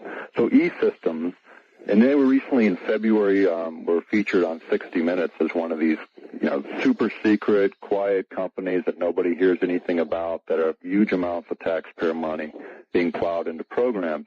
I mean, the company was founded to provide CIA a vehicle to work through to develop technologies, and they developed this huge base to work from. And then what happened? April 3rd of this year, Raytheon, who at the time was 52 on the Fortune 500 list, a huge military contractor. Most of their profits derived from military contracts for missile systems, bought E-Systems out lock, stock, and barrel for 41% over the currently traded market price on the stock. So essentially APTI, this little anomalous company, gets absorbed by this huge company, E-Systems, that gets absorbed by an even larger alligator, Raytheon. And now you've got APTI's measly 12 patents buried in the midst of thousands of patents and huge government projects. And yet what does Raytheon gain by this is a huge jump in technology for weapons systems, defense systems. Based on those patents that APTI owns. Absolutely. And is he admitting that it is Tesla technology? No, they are still denying that any of this is tied together. And when you measure their words in the various departments of the government against the words within the contract and the technologies and the patents, there's no mistaking what this is. They can deny it all they want, but the facts speak for themselves. And anyone who reviews these patents will come to the same conclusion that we have, is this is not the kind of technology you want administered in the United States without oversight by independents to see what effects it might have on human beings who live here. Now, why do they want to do 3D imaging of the Northern Hemisphere? Well, there were, say, underground nuclear facilities in the Soviet Union, and we had a non-proliferation agreement with the Soviet Union, and we decided by mutual agreement that we would position hardware on the ground in the various countries under the agreement, and then using this broadcasting system, we would be able to detect any underground facilities so that we would know where they were and if they were lying or anyone was cheating on these agreements.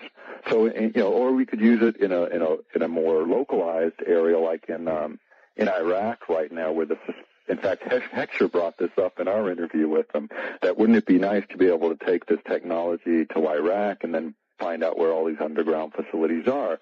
And the answer, yeah, it probably would be nice to find out where, but maybe this isn't the way we want to do it, because the spin-off effects of using this technology might be so dangerous that, we might be hurting ourselves in doing that, and we might be hurting a lot of other people that are innocent. But if it is applicable to things like the Middle East and finding underground structures where Saddam Hussein is hiding out or others, why is it that counterproliferation in the Pentagon has not embraced HARP so far to get funding going forward? That's an interesting question, and I can't fathom the answer. I mean, the only thing that I can think of is it's a big project. There's limited amounts of money, and perhaps it's something that they weren't brought in on from the beginning, and they may have some resistance to spinning off a chunk of their money to some new technology that they really haven't been a part of developing. When Eastman went after the technology and applied for the patent, originally it was declined, and he had to go in and prove that to the satisfaction of the patent examiner that it worked. And as soon as he proved it worked, the Office of Naval Research sealed it under a secrecy order for a year. Well, they played games with it, and then they released it, and then we have HARP. And here we are. So Nick Begich and Gene Manning will self-publish their new book about Project HARP in July.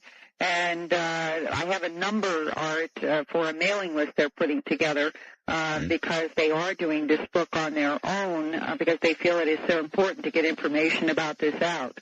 All right. Go right ahead. And the number for information about this new book is area code 907 in Anchorage, Alaska. Mm-hmm. And the number is 249-9111. Again, 907-249-9111. And the title is Angels Don't Play the Harp. A new look at Tesla Technologies. Angels Don't Play the Harp. Yep. All right. That's excellent, Linda. And we want to know, everybody wants to know more. Well, I'm going to keep at it, and one of the interesting footnotes is Nick Begich has tried as an Alaska citizen working in a school system in Anchorage to get Senator Stevens of Alaska to give him any information that Senator Stevens has on the process and the project of HARP, and has not gotten any returns to his calls. And to date, I have called Senator Stevens' office in Washington at least a dozen times. I have talked with administrative assistants. I've been telling them I would like to at least get on the record from the horse's mouth the senator in Alaska who would be involved with at least I would think some of the funding efforts for HARP. And to date, I cannot get a response. I do not know if that means that Senator Stevens is nervous about this, Linda, or what. Linda, you're on the air all over Alaska right now. Right. So if you want to encourage Alaskans to do something, now's the time. Right, and I think that writing Senator Stevens in Washington, D.C. is certainly an important step, and also getting in touch with Nick Begich and Gene Manning at the number I just gave out.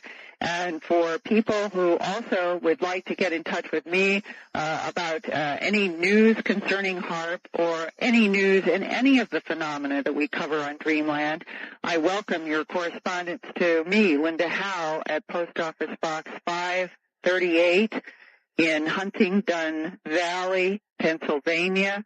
The zip code is 19006, and my fax number is area code 215-491-9842.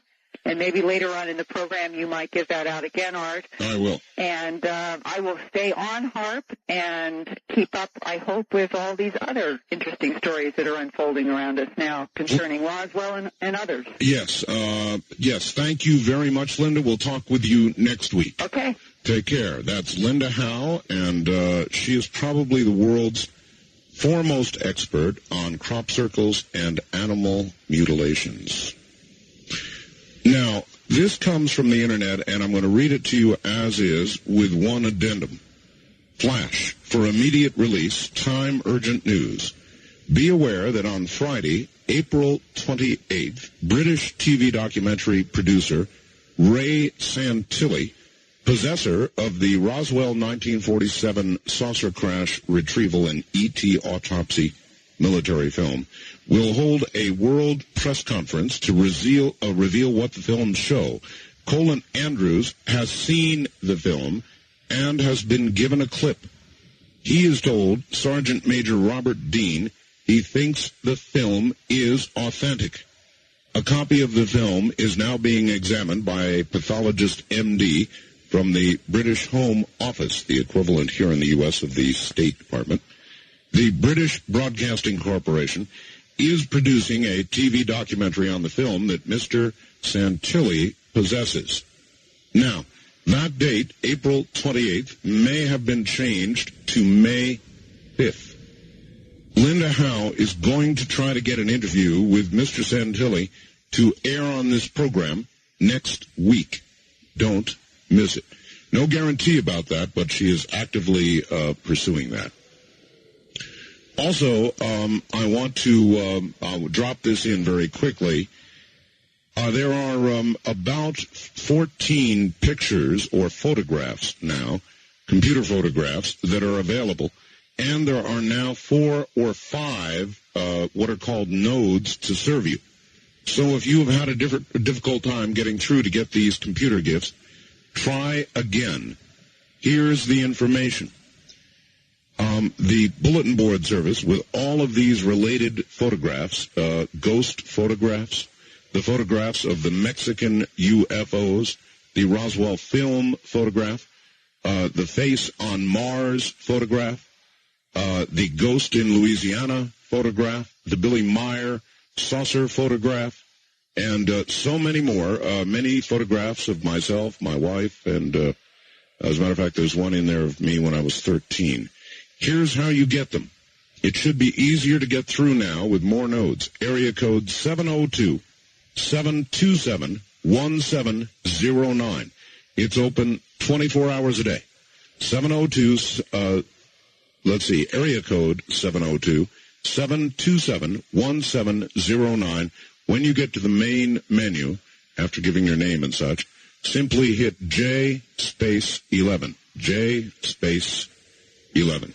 We'll be right back. Do you remember a time? Each day, more than 3,000 American children smoke their very first cigarette. I didn't know that. Is that an accurate statistic? Nationally, at least 3.1 million adolescents are smokers. Oh, you must be kidding. I'm not. The majority of smokers are hooked before they're 15 years old. No, that's not possible. Yes, it is. Smoking, an equal opportunity killer. Sponsored by the Illinois Coalition Against Tobacco. How much do you think it would cost to have your home protected by an electronic security system? $300, $400? Well, here's great news. Now you can get home electronic security system for as low as $99 installed, plus a monthly modem. You're hearing Dreamland with Art Bell. To participate in the program, call toll-free 1-800-618-8255. 1-800-618-8255. First-time callers, area code 702-727-1222. Or the wildcard line at 702-727-1295. This is the CBC Radio Network. It certainly is. Good evening, everybody. Dreamland underway. Ted Flynn coming up in a moment. I've got something for those of you who like looking over the edge. This is a good idea. It's called UFO Facts World Report, and it's a brand new monthly newsletter that comes to you not late because of the mail, but it comes to you over your fax machine. That's a good idea. Giving you access to hard-hitting, no-nonsense information about the latest in UFO happenings in your area and around the world. Latest sightings, latest developments in abductions and encounters.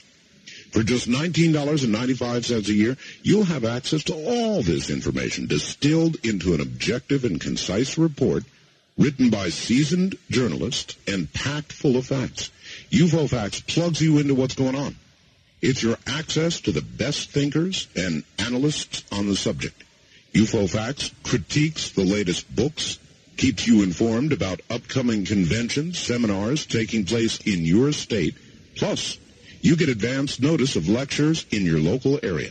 Find out what's happening at the government level and what's happening worldwide.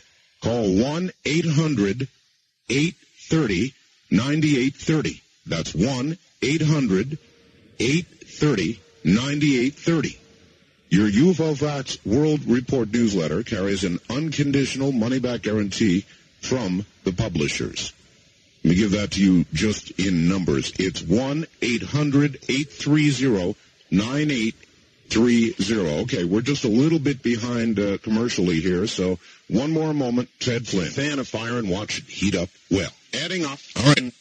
Now to Ted Flynn, and as a matter of fact, I'm not even sure where Ted is.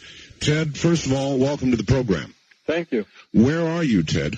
I am right now in my home in Herndon, Virginia, where I reside.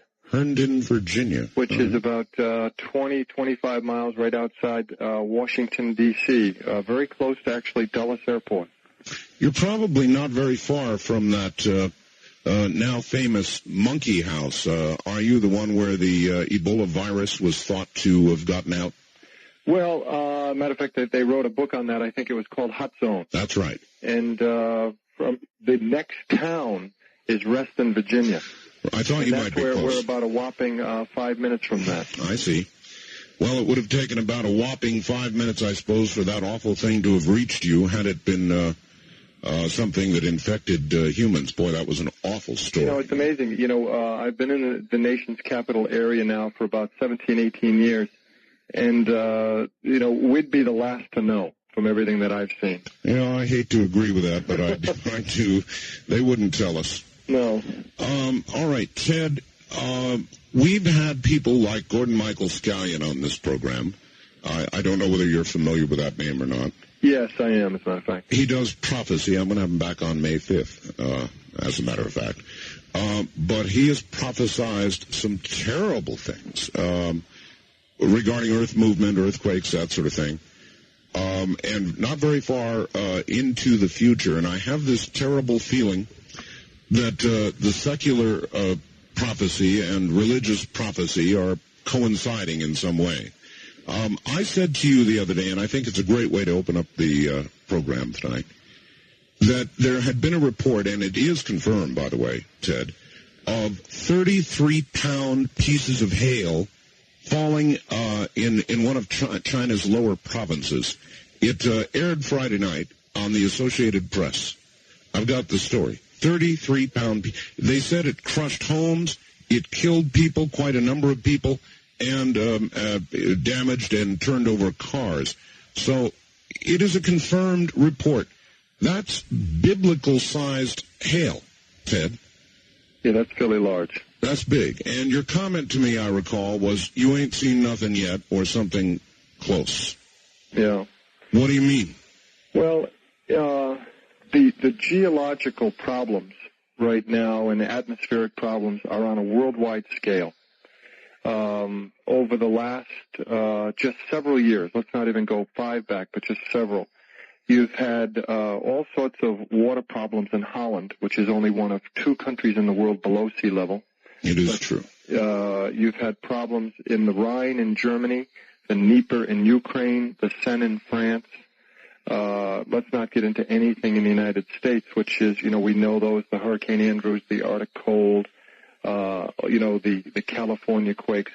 But if you take a look at this from a spiritual dimension, if you looked at the 10 plagues of Egypt, you know, of Moses, it started out, you know, the first plagues that went from gadflies to frogs to locusts to blood in the river, to hail. And then, you know, the 9th plague of Moses was 3 days of darkness over the land of Egypt, and the 10th was even death to Pharaoh's son. Mm-hmm. If you're looking at it biblically speaking, we are seeing increasing in intensity and severity of all sorts of geological and atmospheric problems around the world. And you've got to remember the natural phenomena is subordinate to the spiritual realm. It's not the other way around. Mm-hmm. And that these sorts of things are happening right now on a global scale. And this is what we've been able to see over the last several years. And it's increasing every year in intensity. So, it doesn't surprise me to hear that at all. That because, I personally think that these things are going to just, be much more natural phenomena because these are the signs of our times from a spiritual standpoint. When I talk to lay people who do this sort of prophecy, they will say frequently, for example, in the case of Gordon Michael Scallion, I see three possible futures. I see one more clearly than the other, and that's the one that most frequently comes true. That's what he told us. And yet he will also say it is not something that has to be. It is a future that, given the right sort of behavior and change of behavior, can be changed. How do you view a future? Is our future fixed? Is it as suggested in the Bible and nothing it will change that? Our behavior, our vibes, whatever, nothing will change that, Ted? Boy, you've gotten right into the heart of the matter here, Art. In 1961, there were a lot of apparitions and locutions and that sort of thing around the world that were talked about at if things didn't change in the world, there would be chastisements coming to the world. And this is purely, from the Catholic perspective, which is, what we write about. Yes. Which the thing that we're finding now more and more amazing is that a lot of these prophecies line up with other people, but they're using different circumstances and different events, but nonetheless, the final outcome is strikingly similar, stunningly similar for that matter of fact. It is. And that's the part that, is literally some of the reasons what we did. It appears right now that as long as certain things are going on in the world, in essence, sin, as long as this is happening on the scale that it's happening, there will be these things, and the die seems to be cast.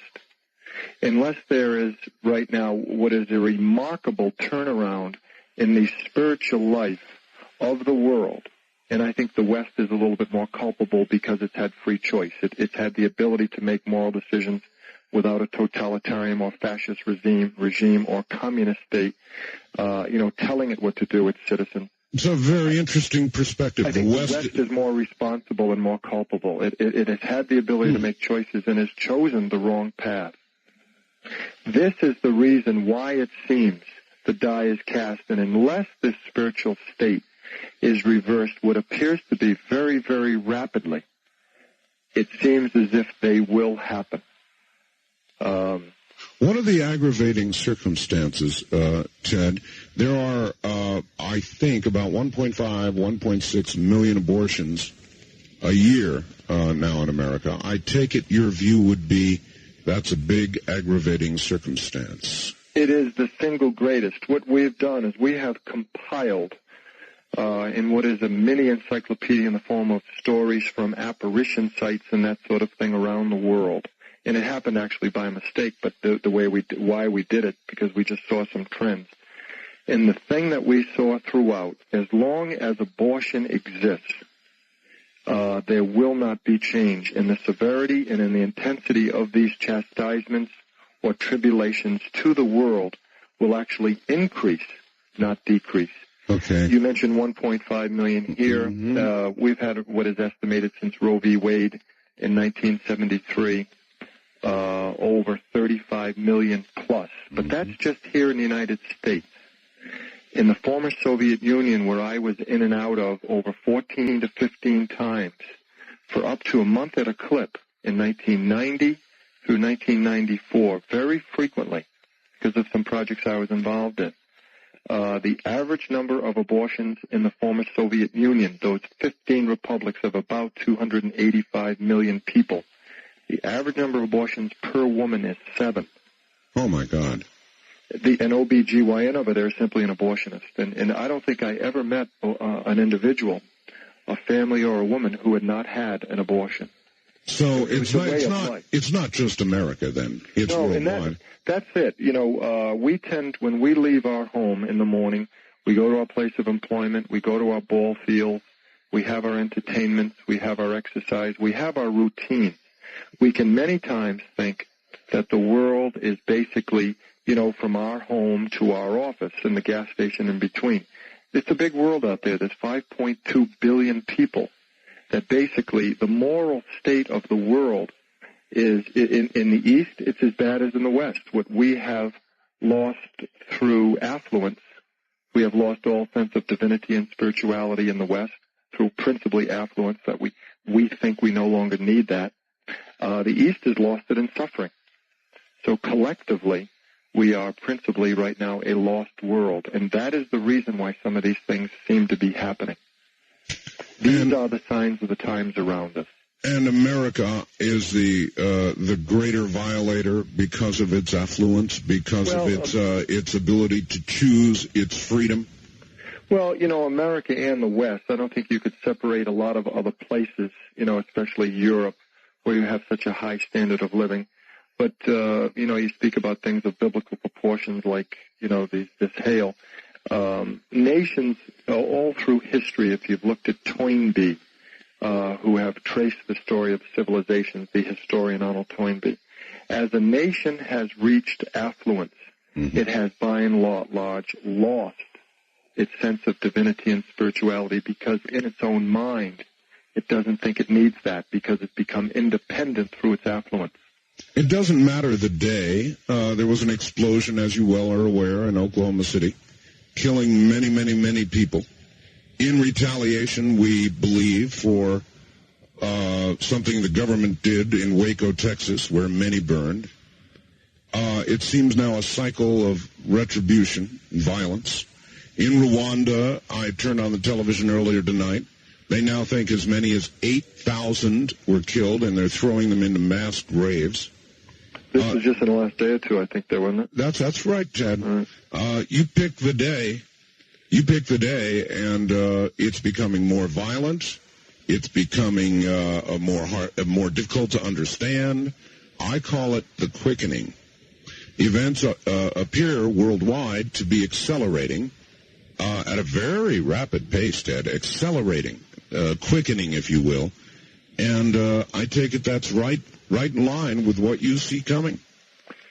It's impossible right now for us to process. For instance, we're a generation that has images flashed to us. The movies are fast, the action's fast. And it's the MTV generation which is being even duplicated on the network type things of constant action. It's impossible for our mind to even begin to process what's happening, unless we see the news in Rwanda. But, we can't know. But it's happening at a breakneck speed. It's virtually impossible to begin to even process of how quick this is all happening in what is in the social realm, the political, the economic, the religious, et cetera, et cetera. It's absolutely incredible. Ted, I'll note something else for you, and maybe this fits right in. I've got an affiliate in Oklahoma City where this horrible thing occurred. The people in Oklahoma City are still very much in shock and sorrow and grief. The rest of the nation, while still very upset about this, has been watching it now for days on their television. The television brings us an endless series of disasters and human misery on a scale that's hard to comprehend. And frankly, people begin to get numb. They get numb. So we have different reactions. One in Oklahoma City, where it's really occurring and the scale of misery is hard to even understand. And another in the rest of the nation, where they watch the children burn in Waco. They watch similar disasters, perhaps not quite the same, every single day, and they begin to get numb. So the reaction of the rest of the country seems to be somewhat different and more numbed than that in Oklahoma City. Ted, hold on just one moment. Contemplate what I just said, and you may want to react to it, and we'll be right back. Are you interested in past lives? Gene 818CS. There is a nationwide shortage, and we're afraid soon. Back to Ted Flynn. Ted, we're not far from the top of the hour. Chastisement. I'm not a deeply religious person, so you're going to have to help me through a lot of this, Ted. Chastisement, I take it that means big pieces of hail and so forth? Well, that would be the physical form of it. Mm-hmm. I mean, if you were right now in Somalia, you'd think you're in chastisement. If you're in Bosnia-Herzegovina, Haiti, and about 100 other places in the world where there's either border skirmishes, wars, internal fractions, etc., and somebody was sniping at you, that would be a chastisement. But the part I don't understand, Ted, is, if anything, they're generally the innocents compared, say, to the way you've portrayed people in this country. Rich, possibly even some greedy, no doubt, a country that's lost track primarily of its spiritual self. You would think if there was going to be big chastisement, it ought to be here, not on the poor people in Somalia. Well, that would be the very logical part of that, but it's difficult to explain many times the logic and the reason for when and where and how. You were just mentioning before you get off the Oklahoma thing that we've been seeing now on the news every single evening. What's happening right now to where, around the world, we're really becoming desensitized to a lot of this material because we're seeing it so frequently. There's a numbing. Yes. And this is why kids can go out and shoot kids. And, kids are bringing in a classroom a pistol, a notebook, and a pad, they've got only a few things just right around here. Just in the next county, last week, a gun went off in the classroom. And this is not isolated stuff. You're going to begin to see more and more violence, even greater than what is happening right now around the world, and it's going to be principally focused on the inner cities because of the tension that exists there. But this sort of stuff, when you are as a nation, let's just take the United States. In 1962, we took prayer out of the classroom. Mm-hmm. Yet they say a prayer in Congress before every session. They do. Okay, but say they allow it there.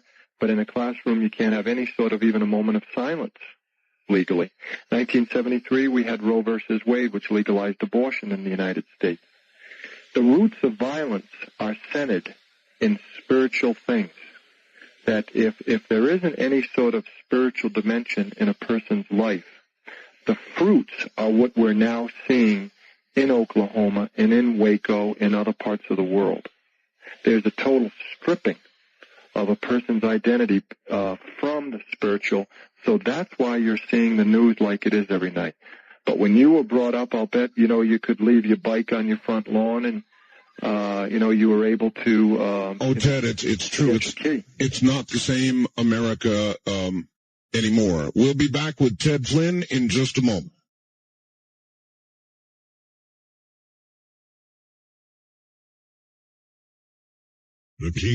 The thunder of justice. It's about Catholic prophecy. And you know something? When I was much younger, I guess the biggest scare that I've ever had in my whole life was a movie called The Exorcist. Never will I forget that. It is imprinted in my mind indelibly. And I'm not exactly sure why it scared me the way it did. I think it had to do with the fact that the Catholic Church does do exorcisms, that it happened, and that I just don't know. I can't tell you why, but I've seen all manner of horror movies that you can imagine, and that scared me the most. And somehow this morning's program fits into that category. Ghosts, goblins, things that go bump in the night. But somehow or another, when they're connected to the church, it's really scary. Then to the news, this hour was full of Rwanda. Thousands of victims being plowed into shallow graves, death on a scale we can't imagine. And then they wound it up with a story that I think is worth repeating.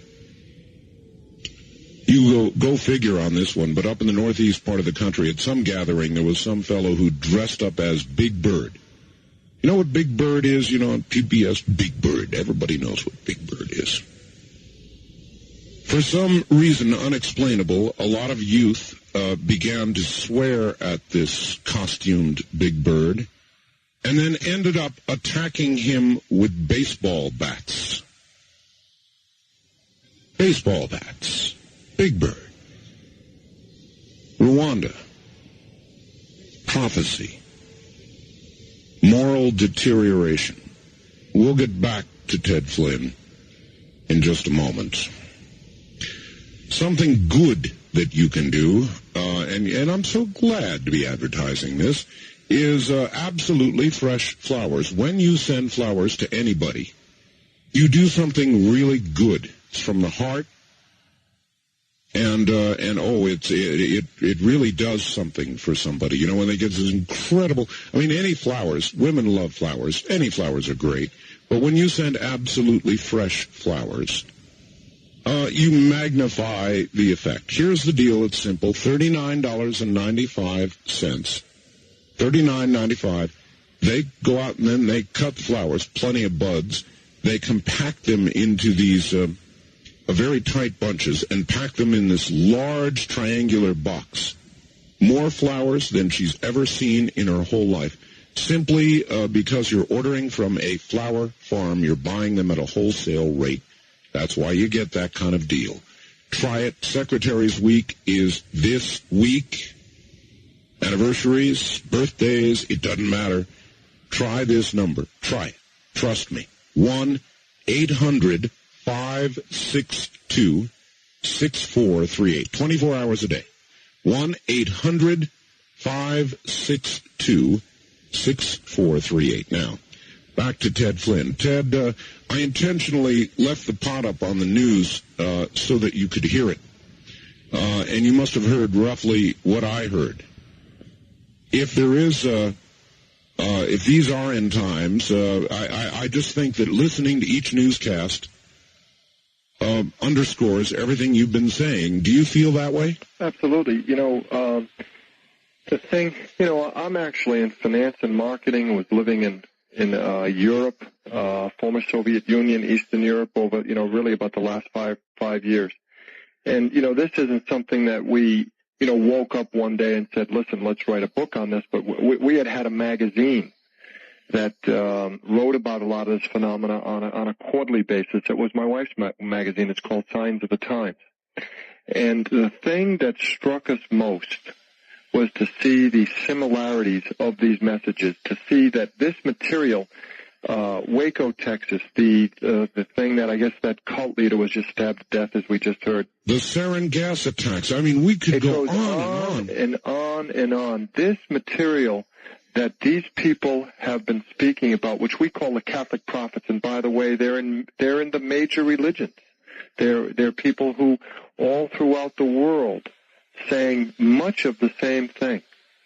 That this material is tomorrow night's news, it's next month's news, it's next year's news, and it's going to be news in 5 years, in 3, 4, 5 years. We're going to have famine. We're going to have more race wars. We are going to have a crash that is an economic crash that is going to be huge. The entire world is tied into, you know, each other right now. During the, 1987, October 87, where the traders in New York were watching their screens of what was happening on the Nikkei and Hang Seng, and they were looking at the London Exchange. They were all around the world because our economies are all tied into each other, the major automotive companies. Ted, let me interrupt with an example that will really underscore this. John Major in England, in Britain, about less than a month ago, said that the world is so intertied with computers and satellites now, economically, that no nation state will be able to stand by itself. And he said $1 trillion can change hands overnight, and that events are occurring at such a rapid pace economically that The entire world's fate is tied together. So that has already occurred. The setup for what you're talking about is already in place. The stage is totally set. Yeah. We could get into any country. I was just in Canada a month ago. As a nation, the Canadians have twice the debt per capita as we do in the United States. Now, they're very, very small. Yes, I guess about 90% of them are within about 100 miles of the U.S. border. Now, if you want to take a look at Mexico, where we just gave, through the IMF and government guarantees and loans, about $20 billion. If we gave Mexico $20 billion tomorrow morning, they'll need another $50 billion by dinner. As a matter of fact, nothing is going to turn Mexico around. It's too far gone. That's right. The $20 billion didn't even. There was a one-day spike in the Mexican stock market, and the peso kept right on falling.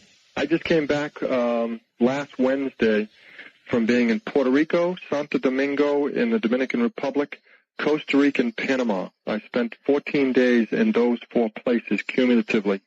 And the stories that I was hearing about Mexico were almost unbelievable economically, to where in one state in Mexico alone, 5,000 restaurants are closing or closed. And this is the man that I was with in Panama, who was born and brought up in Mexico. His family's still in Mexico, and he is a very large distributor of goods in the Canal Zone up in the Colon area.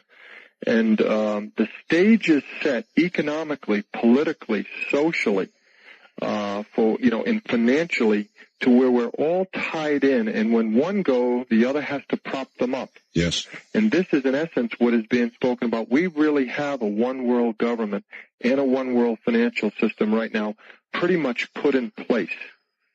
And this is why the messages are saying what they're saying, because we're in deep trouble. And, take what's happening in Southern California, Northern California with floods, and a great deal of the country's produce. I've actually heard it's a very, very high percentage of all of the country's produce. I'd be a little reluctant to say because I'm not sure. But if you have a serious economic or some sort of geological problem in California, it will affect the world. I remember when I was doing a lot of financial work just about 5 or 6 years ago, I saw that California, as a state, had the 8th largest GNP in the world, the 8th largest gross national product. I believe that it accounts for about 20% of the gross national product of this country. It's about 20%. Right. Ted. It's huge. That means, you get the G7 lending nations, the largest 7 nations in the world that lend money. California is about the 8th largest country in the world, if you put it in perspective like that. Yet in one of the top 100 businesses in the 8th largest country in the world, pornography's in there. And the center of all pornography for the United States was the epicenter of the earthquake, Northridge, California. All right, Ted, look, I want to stop you there. Every line I have is ringing. People want to talk to you. Let's let them get on the line. East of the Rockies, you're on the air with Ted Flynn. Where are you calling from, please? Madison, Wisconsin. Yes, sir. First of all, Ted, thanks a lot for being on the air. I've been a Catholic all my life, and I've had a very unusual life. I've been plagued with nightmares and visions that I never really understood.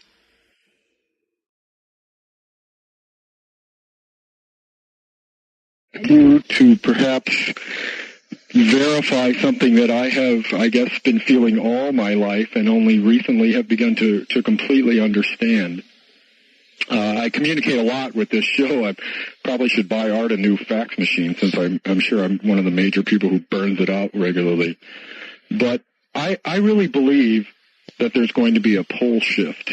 And the reason I believe it is too long to go into on the air.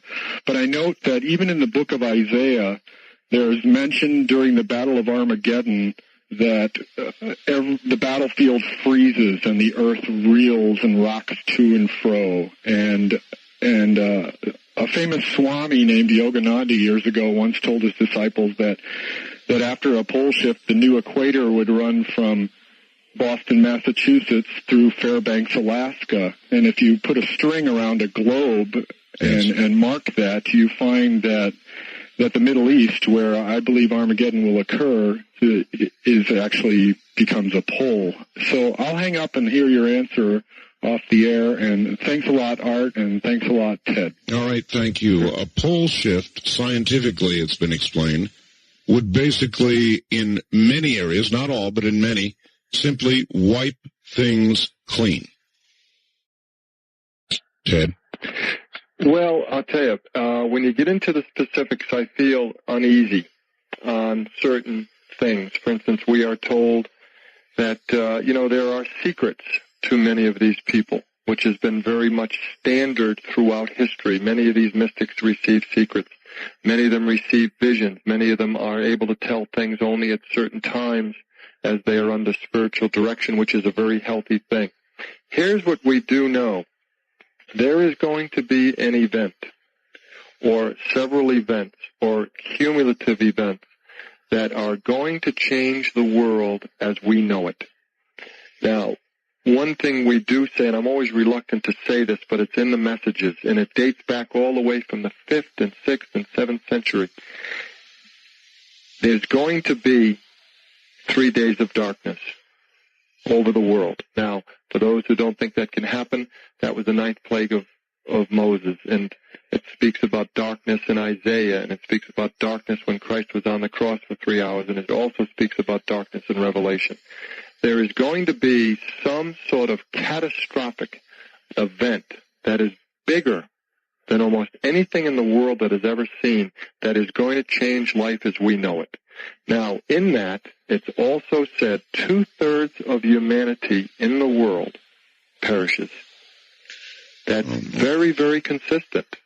And I don't even have a clue to how to explain this, other than the fact that, I'm in finance, for years, up until just maybe the last year or two, just by events. Mm-hmm. But the greater the frequency of any event, it decreases the possibility of chance.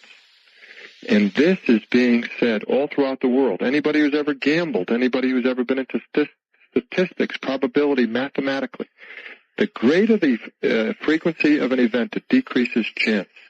And this is what I mean by the sociological. There's a sociological phenomena totally devoid of spirituality, that if you don't even believe anything spiritually, but if you're intellectually honest with yourself and read these messages, it's been happening because it shows it's true. All right. Fatima, Rwanda, and Medjugorje in Yugoslavia is just many, many examples. All right. West of the Rockies, you're on the air with Ted Flynn. Hi. Hi. I was listening to your show and you were talking about the 3 days of darkness. Yes, where are you calling from? Seattle, Washington. All right. Actually, Lake Stevens, Washington. Yes. I have been hearing some things about the Earth coming into the photon belt. I'm not real sure what it is. It's real hard to find any kind of literature on it. I'm wondering if your guest knows anything about it or if you have heard anything about it.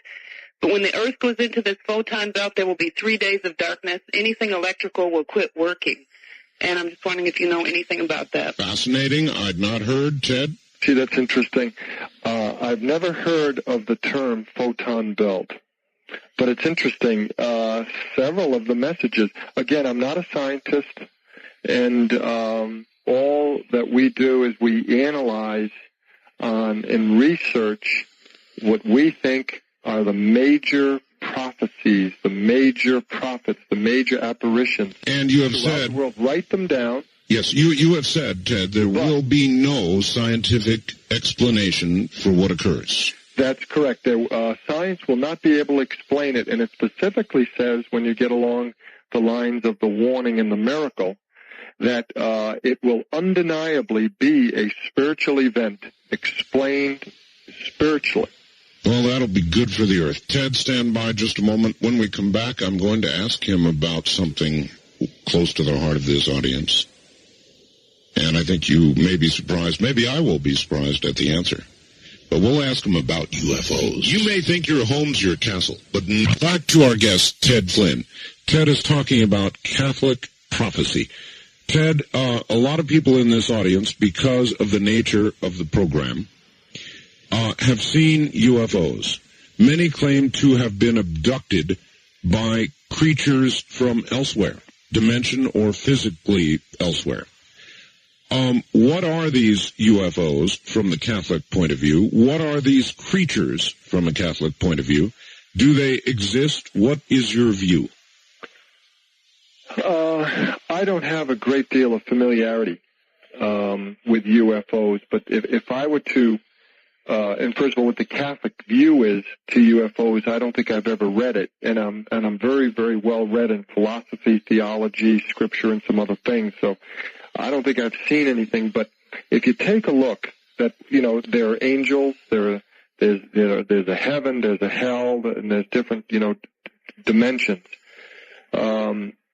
In Scripture, any single time a person came in contact with an angel, there is generally an initial, some sort of startled response, or some sort of response of apprehension, or could this be, am I seeing something? Yes. But generally what happens immediately, the angel will say, fear not. And generally then there is a period of great peace. Wherever there are angels or some sort of heavenly bodies, there is great peace. And this is the sign of a spirituality from God. The real thing. Peace and love. That you can, it's not dissension, it's not disunity, it's not anger or fear. From what I've read about UFOs, and I'm not particularly up on the subject, but generally about UFOs, of what I have read in just kind of general press, there's been mutilations. That's right. There have been many times organs cut out. Oftentimes, I believe, sexual organs. That's right again. Crop marks of even in very, very large fields, and some sort of symmetry and some sort of order even to those. I take it you would generally not think of these things as angels. I don't see, because many of the times you mention abductions. That's right. There is generally fear around a great deal of these UFO sightings. There's disunity. There's all sorts of what I would think many times are negative words. That answers the question very well indeed, Ted. Hold on. We're at the bottom of the hour. Ted Flynn is my guest. His book, The Thunder of Justice. If you'll get a piece of paper, we'll tell you how to get it in a moment. This hour of Art Bell was recorded for rebroadcast at this time. Here's Art Bell. Now again, here I am, and boy, have I got a mind-curling question for Ted Flynn. So get ready, Ted. I've got something for those of you who like something a little different. Right? Well, here's yet another one. Ted, with what has occurred in Oklahoma City, well, first of all, as you may know, militias have formed up in many states around the country. Gatherings of people who, for whatever reason, are training and preparing and generally fear the government. It's a hot topic on my weekly show. And it now looks as though the government is going to, at one level or another, move against these militias. It is a very dangerous time in America. What do you see coming of this? There are those who suggest it could be the beginning of a social revolution of some sort, that there could be a lot of bloodshed. How does it figure in, Ted? Well, it's interesting. Watching the news over the last several nights, you can see that the Michigan military militia is the one that was spoken about most prominently, because these people were from out in that area or had some sort of affiliation with it. If you take a look at what they're about, they are basically a group or groups of people in the United States saying that the government is encroaching on our freedoms. That's right. They're taking away our liberties. We're being taxed to the hilt. We have Big Brother tracking us through Social Security numbers. They can tell where you eat, what kind of socks you wear, all sorts of things through your credit card. They have the ability to track really through communications very, very well. that there's a big paper trail. They know, your health, everything about you. Yes. And that's fairly simple today through computers and very large databases on people through taxes, et cetera, et cetera. If you take a look at that, in the spiritual dimension, that's going to backfire in that direction too, because many of the people who would be considered to be very conservative see the exact same things, but they just simply haven't taken up arms or are not as militaristic, or in essence, people being as aggressive as these militias. You're absolutely right. The militias are not that big in number in terms of people. They talked about 15, 20,000 in this. I mean, the government's got an awful lot of clout, and it has all of the executive orders behind it to totally control the population at will. It does, but, Ted, revolutions have been accomplished by tiny percentages of populations, truly tiny. Totally agree. Lenin's a very good example of that, and then they grow into very, very large numbers. So is there a big clash that is probably about to occur? Boy, it's interesting. We've been talking about that situation, because if you took a look at somebody very conservative, that holds a lot of the same views, and you don't have to be a rocket scientist to know that our freedoms are basically being eroded bit by bit. The world will not perish with a bang, but will go inch by inch. And the very conservative movement in the churches throughout the land basically believe a lot of the same things as the militia in philosophy, but not necessarily in execution. It's true. All right. And that's how I think it's going to backfire on a lot of conservative groups, to where, yes, you can see persecution coming right now, I think. I think they're going to give this guy, it looks like he's the person responsible. He's probably going to get the death penalty very, very quickly. All right. On the wild card line, you're on the air with Ted Flynn. Good evening. Where are you calling from, please? Hi, Art. Randy in Reno. What a show. Glad you're enjoying it. Great. I've talked to you several times, and I'm a Christian, and a pilot and all this, and so I hardly agree with exactly what Ted said. The only thing that I would slightly disagree with, I don't believe there's any secrets in the Bible, or any secrets that have been revealed to anybody. I think everything has really been revealed in the Bible itself. But at any rate, I wanted to ask him what he thought about, again, he said he didn't have much interest in UFOs or much knowledge about them, but I just wondered what he thought about that in regard to the rapture and using the UFOs as an excuse. All right. The rapture, another good subject, Ted. Does Catholic theology embrace the rapture? No. As a matter of fact, it's by and large. I was involved in the evangelical movement for about 7 or 8 years, somewhat in the bowels of it, through a movement here, and a very non-denominational ecumenistic ring about it here in the Washington, D.C. area, and familiar with almost all of the literature. And the rapture is actually a word that is really not used in Catholic circles at all. What's spoken about, and I'm not sure that actually the word is in the Bible, at least that I know of. And I never say that, something's definitively in or out, because there's a lot I don't know. But, where two are in the field and one is taken up, and two are in the bed and, and one is taken up.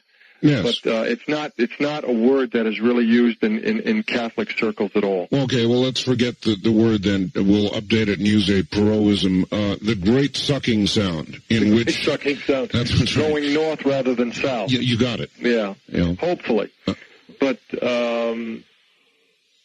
but from a Catholic perspective, there is a second coming, which is spoken about in the Creed and is spoken about in Scripture. It's absolutely there.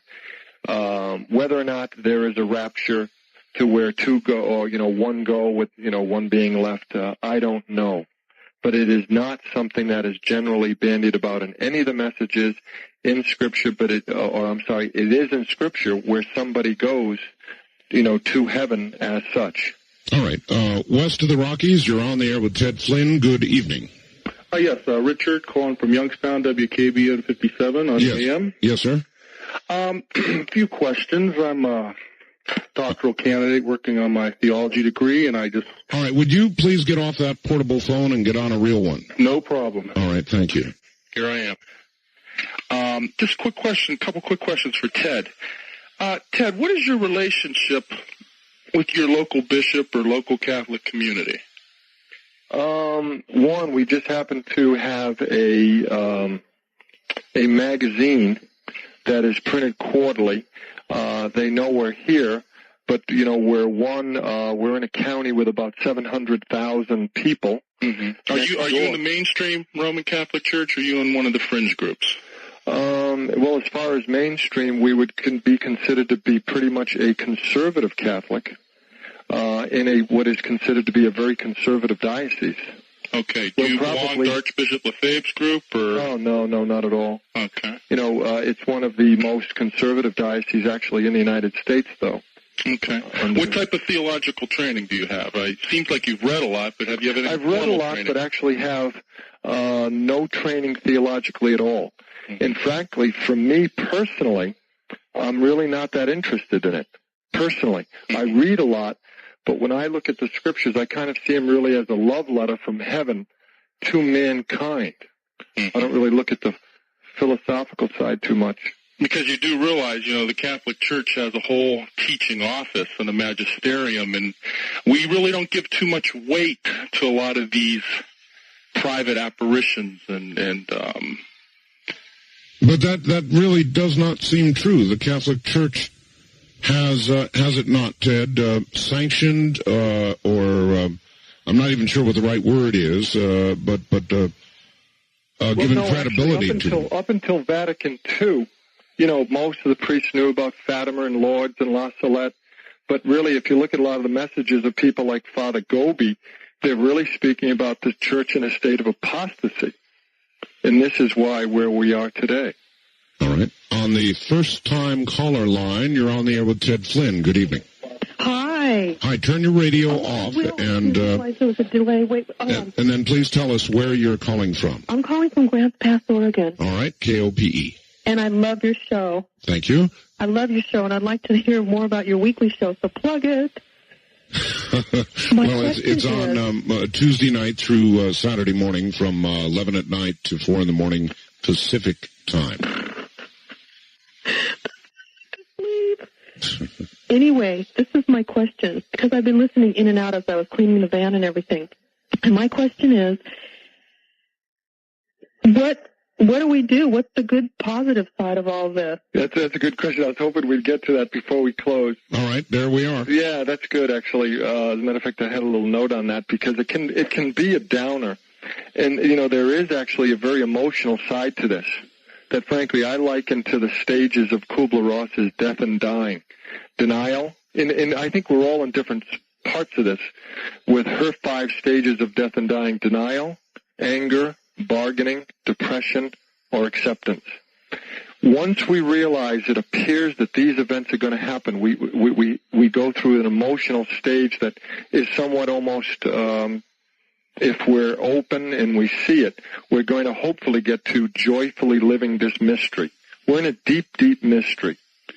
And hopefully we're going to joyfully get to that part of acceptance. Now, how do we do it? What's the hope? The hope is we are told worldwide, and we talked very early on how there's unanimous messages from people from around the world.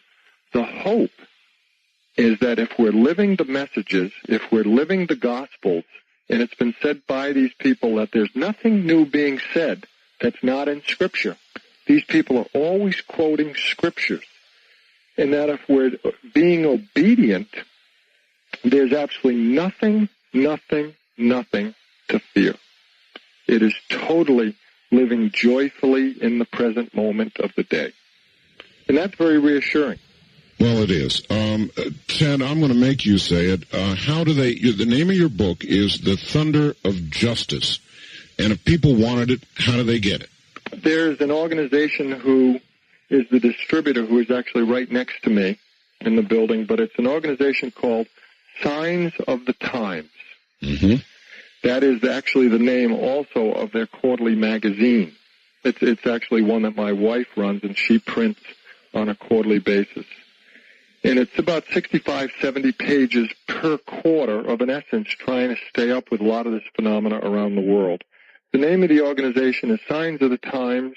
It's 109 Executive Drive, Suite D, as in David, Sterling, Virginia, 20166, with the phone being area code 703-742-3939, and the fax, the last 4 digits, are 0808.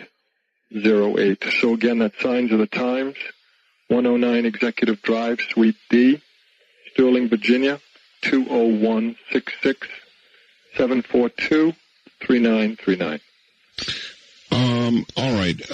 Now, when is that telephone manned? Pretty much from around 8 in the morning till usually around 7, 8 at night. All right, there you have it. Area code 703-742-3939. Or if you want fax, the last 4 digits would be 0808.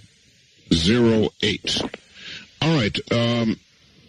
Ted, hold on just a moment. We'll come back and do the final segment. Do you remember a time when you could take a penny to the corner grocery store and be able to buy a nice piece of candy or maybe even a postcard?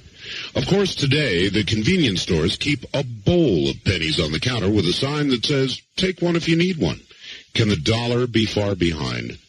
You really can't buy anything for a penny anymore. In fact, a dollar will only buy what a dime would buy just a few years ago. The only form of money that still buys everything it used to is gold.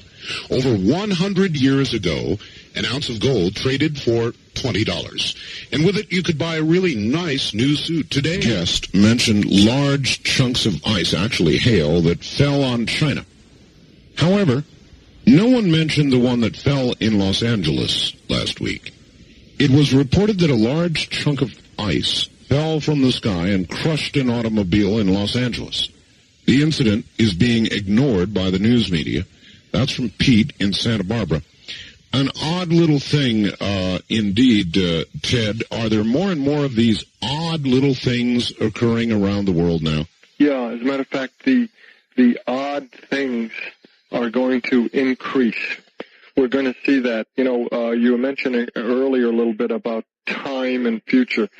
Probably the most famous message of all that I actually neglected to mention was the one that this Father Gobi had given to the world on September 18th, 1988. And that was? And that said that all would come to completion, including the Great Tribulation in these next 10 years. And it's called, the name of the message, which is actually several pages, is called These 10 Years. All that I have prophesied since La Salette will come to completion, including the Great Tribulation. So we're looking, to where it has been said that these next 10 years from 1988 to 98, of which we don't speculate, but has been given, that they're going to be very, very tumultuous, catastrophic, and some fairly severe events that I personally think the extraordinary will become ordinary. And literally almost everything you've played on your news tonight has been along that vein. It is true. Of which has been flat out, which years ago would have been considered almost incomprehensible to nevertheless believe, but worse, watch every night on television, which is the extraordinary, which is kind of the far-out stuff that's being observed every single night on television. This will increase. It's the quickening. That's exactly what it's the birth pangs of Matthew 24. It's the birth pangs before the second coming. It's the birth pangs. Ted, we've got to go. I don't know how to thank you. It's eerie what you've had to say in view of many of the people that I've had on this program from all callings. I'm telling you, what you're saying is eerie. Ted, it's been a pleasure. I hope you sell 1 billion books. Thank you very much, and we'll have you back again, Ted. Well, listen, thank you very much. I enjoyed it. Take care. A couple of final notes as we go away here, and they are the following. We have a service available that I'd like you to utilize, whether it is to order our newsletter, to order a program that we've done here. For example, you can now order Ted Flynn's program, the one you just heard. You can order any program that we've done on Dreamland simply by making a telephone call. At this same number, you may also order our newsletter. It's called After Dark, and it is fabulous. So to order a program or to order the newsletter, please call 1-800-917-4278. 24 hours a day, including right now, 1-800-917-4278. And to repeat an earlier note, all of those photographs, about 14 of them now, including, by the way, a photograph of the studio from which I'm now broadcasting, are all GIF files available at the following phone number. Area code 702-727-1709. It is a computer bulletin board, so obviously you've got to have a computer and a modem to participate. Area code 702, this is good 24 hours a day, 702-727-1709. Put in your name and such. When you get to the main menu, hit J space 11, and it will all be there in front of you. I want to thank you all on behalf of everybody that makes Dreamland possible. Thank you. And from the high desert, good night. This has been Dreamland, a program dedicated to an examination of areas in the human experience not easily nor neatly put in a box. Things seen at the edge of vision, awakening a part of the mind as yet not mapped. Yet things every bit as real as the air we breathe but don't see. Please join us again next week at this time for Dreamland.